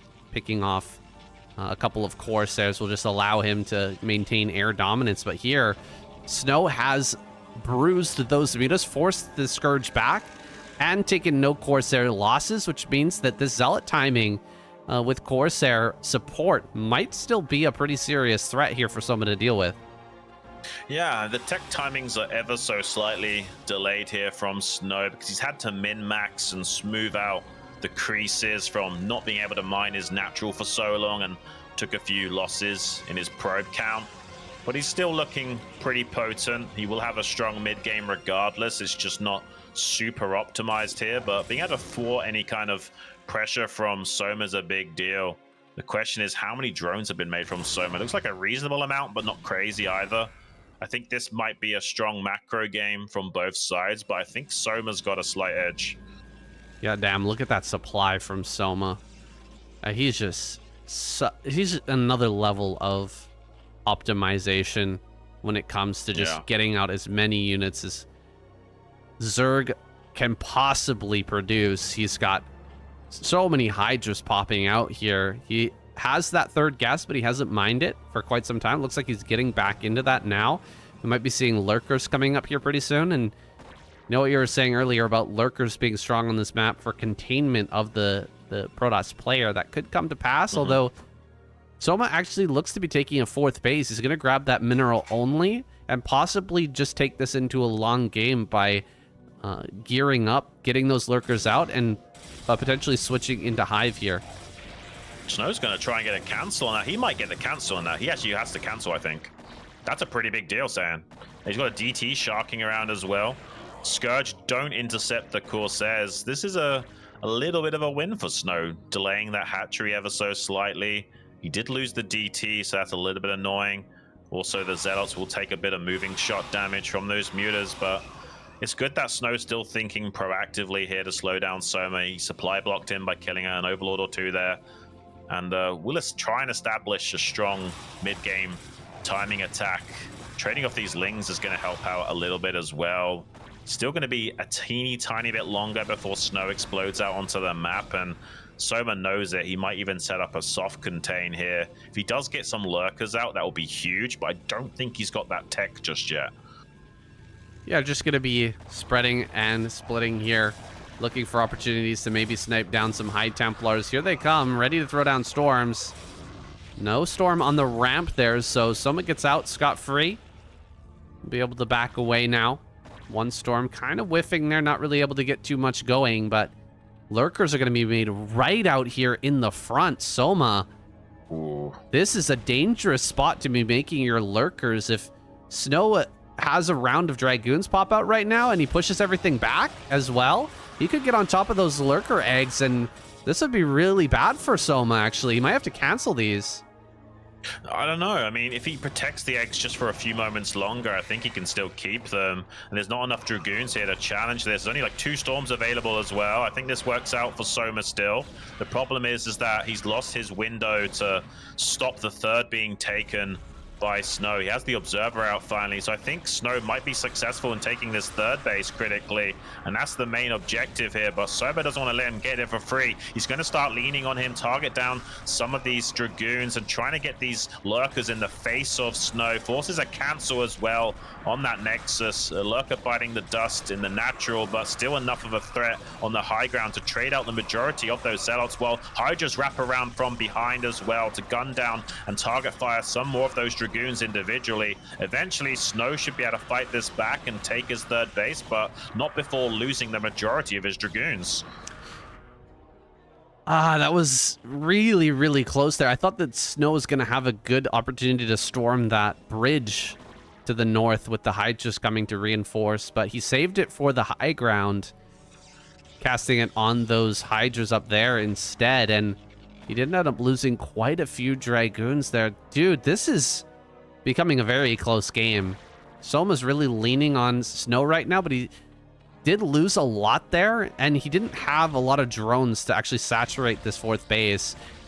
Yeah. He's also, you know, losing some more Overlords here, and the Corsair number has been kept really high. Usually we see Soma able to get connections on a lot of these Corsairs early. Oh my gosh, big mistake here, coming down the ramp like this and getting caught in that corner. Just gonna dive right on top of this. The Dragoon's not in the right position. Is it really gonna happen like this? He's gonna end up losing a ton more of these Dragoons. Here comes some Zealots to try and save the day. An Archon being made here, but this is a really big loss for Snow, and the pressure is gonna start to mount. Yeah, Soma's going to go on the offensive and just make non-stop units right now and try and ram it down. He's traded so well against Snow, and there's no critical mass of Dragoons to halt this. He has got a few infantry forces still up on this high ground to try and hold the line, but not much Psionic Storm, not much Dragoons. So Soma, if he wants to, could make non-stop units and try and go for a massive attack. You can see hardly any drones mining at that fourth base. That's because he smells blood in the water. He wants all hands on deck at squeezing out as many units as possible while going on the offensive. Even took a fifth base down here in the bottom right corner. So there's every chance for Soma to just try and get a quick victory, but also has the opportunity to, you know, fall back and macro up. It depends on how he's feeling. You can either go for blood right now or just macro up while making a ton of drones as well. The world is Soma's oyster. There's a bit of supply block coming in. The Corsairs are still being active out on the map, trying to catch an Overlord here or there to slow down Soma's growth, but it's not that sufficient in doing so. He's trying to gobble up Snow's army right now. It's out in the middle. One High Templar goes down. The Mutilist killing another High Templar. There's no more energy for Storms. I think a bit of an overreach here from Snow. He's got a Dark Templar on the counter offensive, but it gets shut down by a Sunken easily, only killing like one drone. And now Snow in a lot of trouble. Snow indeed in a lot of trouble here. He was trying to move forward to take some position on the map so that he could potentially expand again over here to the center left, but those ideas have been smashed. That hope has been lost, and Soma is expanding down to the bottom right. He's getting that gas online immediately. Snow could try to go down there and take a fight, but Soma could easily counterattack the third. That high ground base does not have a lot of cannons at it because Snow has been so strapped for cash trying to get this army supply as high as possible. Oof. He's even going to take a lot of damage onto those Corsairs. There's a tight choke for Soma to attack into, but there's not a lot of High Templars, and even the Storm catching some of his own Corsairs. Still 7 Mutas in contingent being leveraged, one finally going down, so it's harder for him to snipe these High Templars, but he's done such a good job already. Really limits the options of Snow coming out onto the map. Currently eclipsing Snow in supply as well as Soma, which is a telltale sign that the Zerg is in a very dominant position. +2 upgrades on those ground forces. Hive transition on the way as well. Soma happy to split the map in half and take it the distance and eventually get Plague online as well. Snow needs to get a 4th base up desperately, but he's having such a hard time of it. Looks like he's getting outmaneuvered by Soma right now. Just as he moves out to the center of the board, Soma's sharking around to the 6 o'clock, threatening a counterattack on the 3rd base as well. But Snow's actually going to try and ram it down right now. He wants to defend by attacking, force Soma to respond to him. He's going to try and hit this mineral-only location with everything he's got and hope for the best, saying. Yeah, okay, Storms are trailing a little bit behind here. He casts a couple of good ones, but High Templar end up falling. It's just a bunch of Dragoons on high ground right now, and the Hydras are going to wrap around this army. This counterattack, it looks ill-fated here as the Dragoons start to fall. Yeah. A lot of Lurkers will be made, and the Zealot rallies are just not quite enough to keep him alive. Yeah, there's just not enough gas in the tank, unfortunately. Ever since those 3 Zerglings slowed him down initially, denying mining, killing those 3 probes, it's spiraled gradually out of control here for Snow. He needs to reconsolidate, just try and get this 4th base online at any cost, but it might not be good enough. Soma might still outscale him. Does get 1 storm off, but targeting down these High Templars like this means there's not much fighting potential in this army for Snow. He will win this battle, but he might end up losing the war slowly but surely here. A lot of Lurkers brought to bear as well at this 9 o'clock position, trying to drive a wedge here so that Snow can't defend this 4th base going online. It's a little bit tricky to attack up this ramp, but there's not much storm to punish either. That Templar is all dried up on energy, so he will lock Snow out from defending this base and shut it down, it seems. So many problems, so many fires for Snow to put out, and he's instead melting. Yeah, there's very little left here for Snow as his main base runs dry, and the natural goes the same way. How can Snow bring this back? He's flying around with a couple of Corsairs, a group of Corsairs, and a DT, hoping to do something on the map, but look at that bottom right-hand corner. It's so well prepared. Look at this.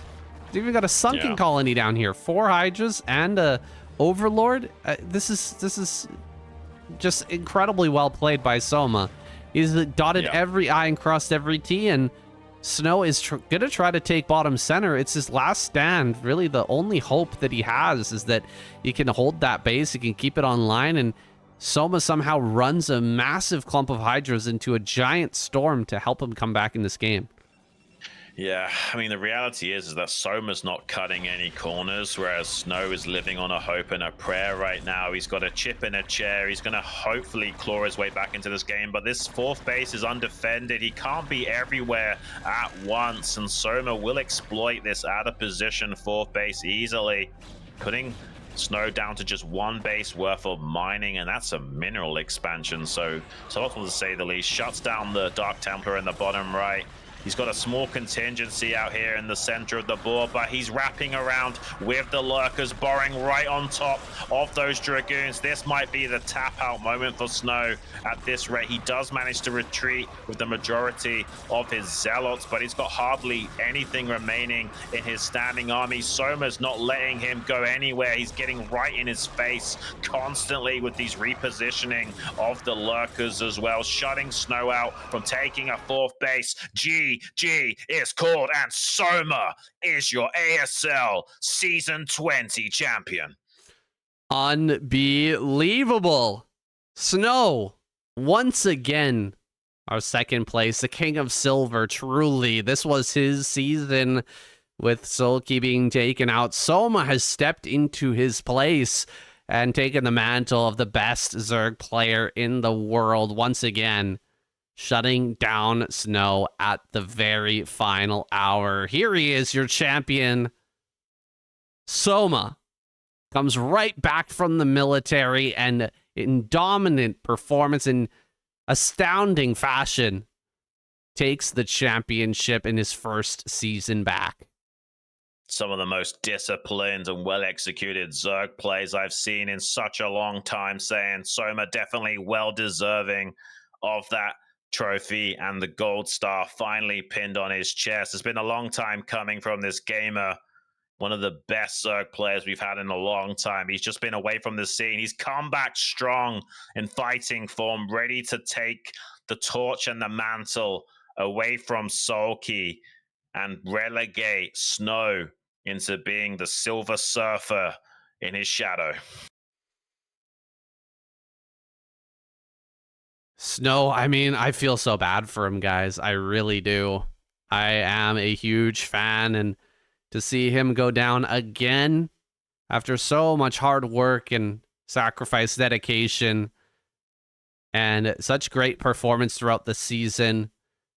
To lose here in the championship once again, he's got to be feeling it here. He has his family to console him right now, and you can see the look of elation on Soma's face. He, too, has been working towards this victory for such a long time.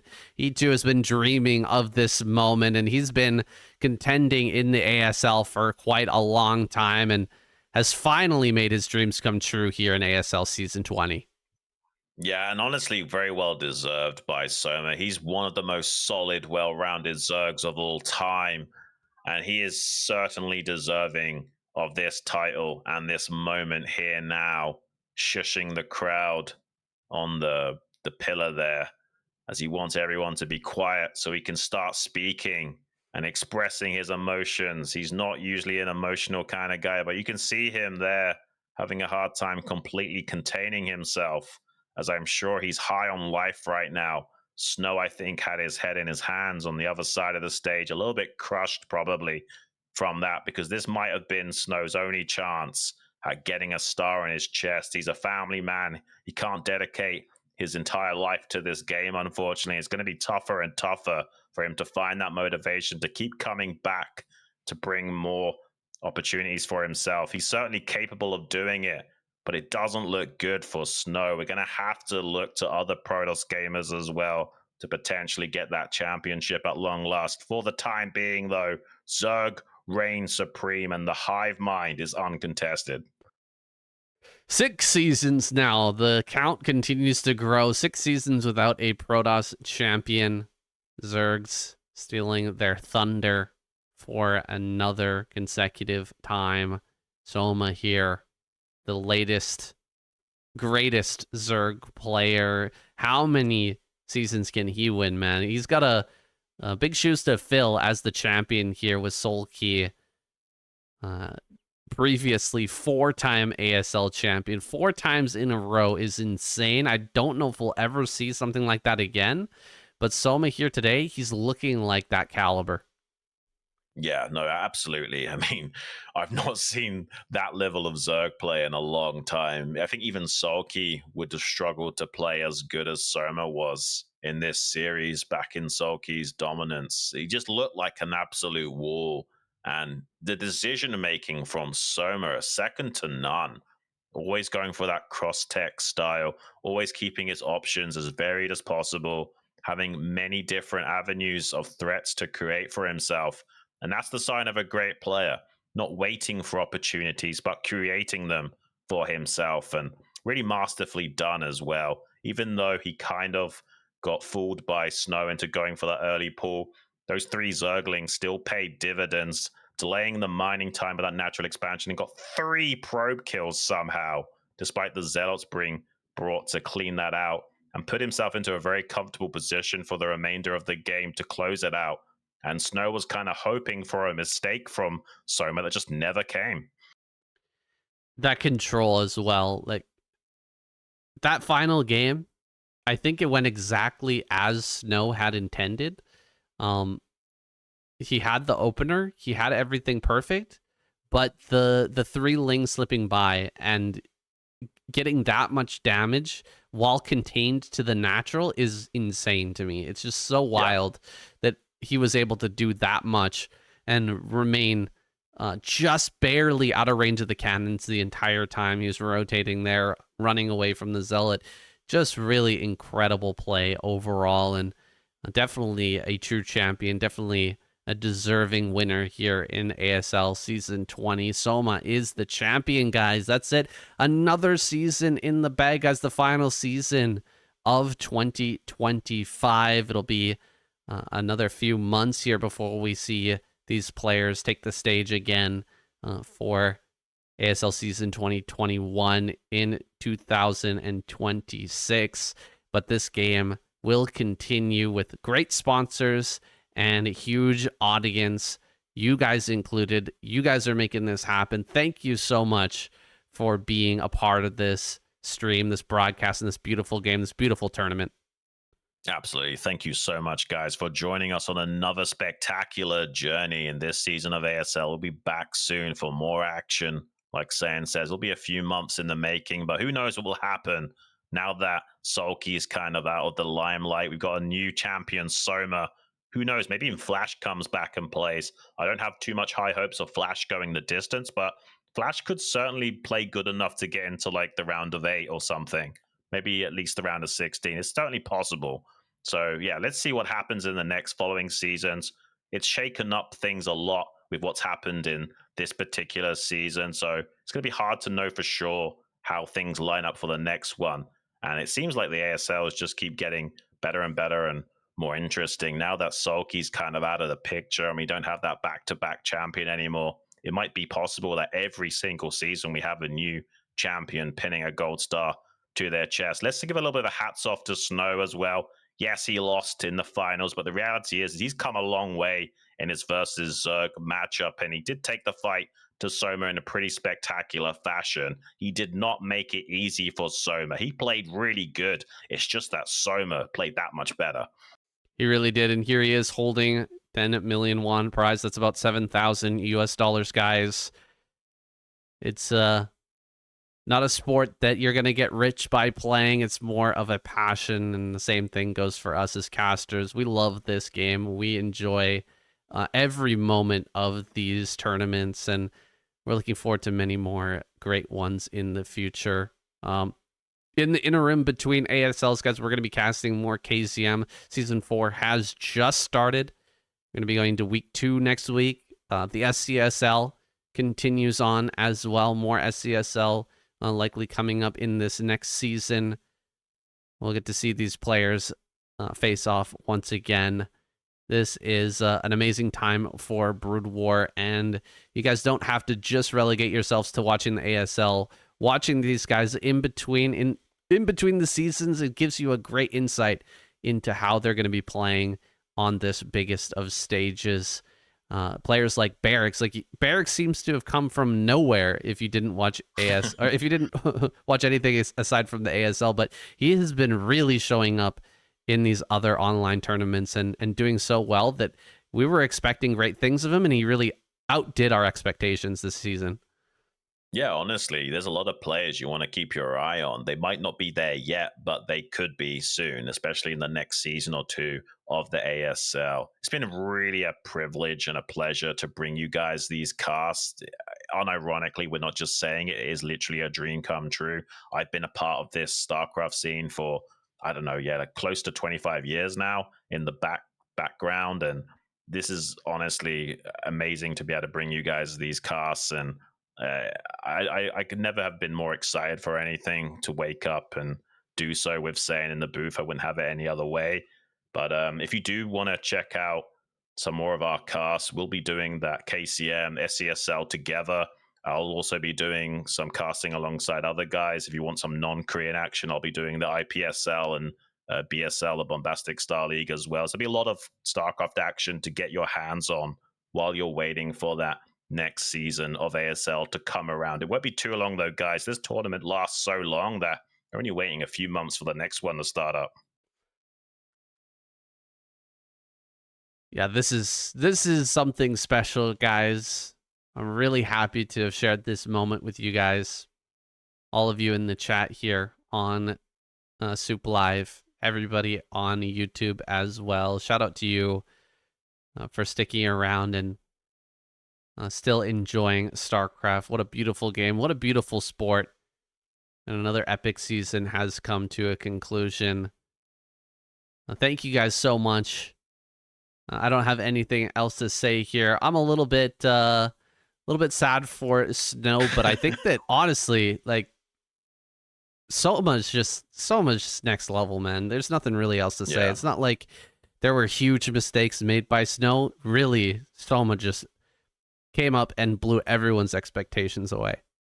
Oh, there wasn't even that many missed opportunities for Snow as well. He played really good. It's just Soma was on a different kind of caliber. I can't even imagine what Soma's practice sessions look like. It looks like he was pouring his heart and soul into these games.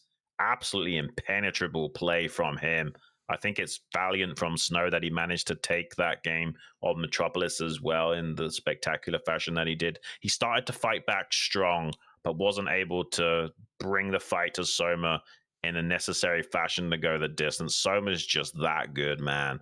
And let's see how long of a reign that Soma has. He could be a back-to-back champion as well. We'll probably see more great things from him in the next ASL as well. Now that he's back from the military, holding up that massive prize pool, 30 million.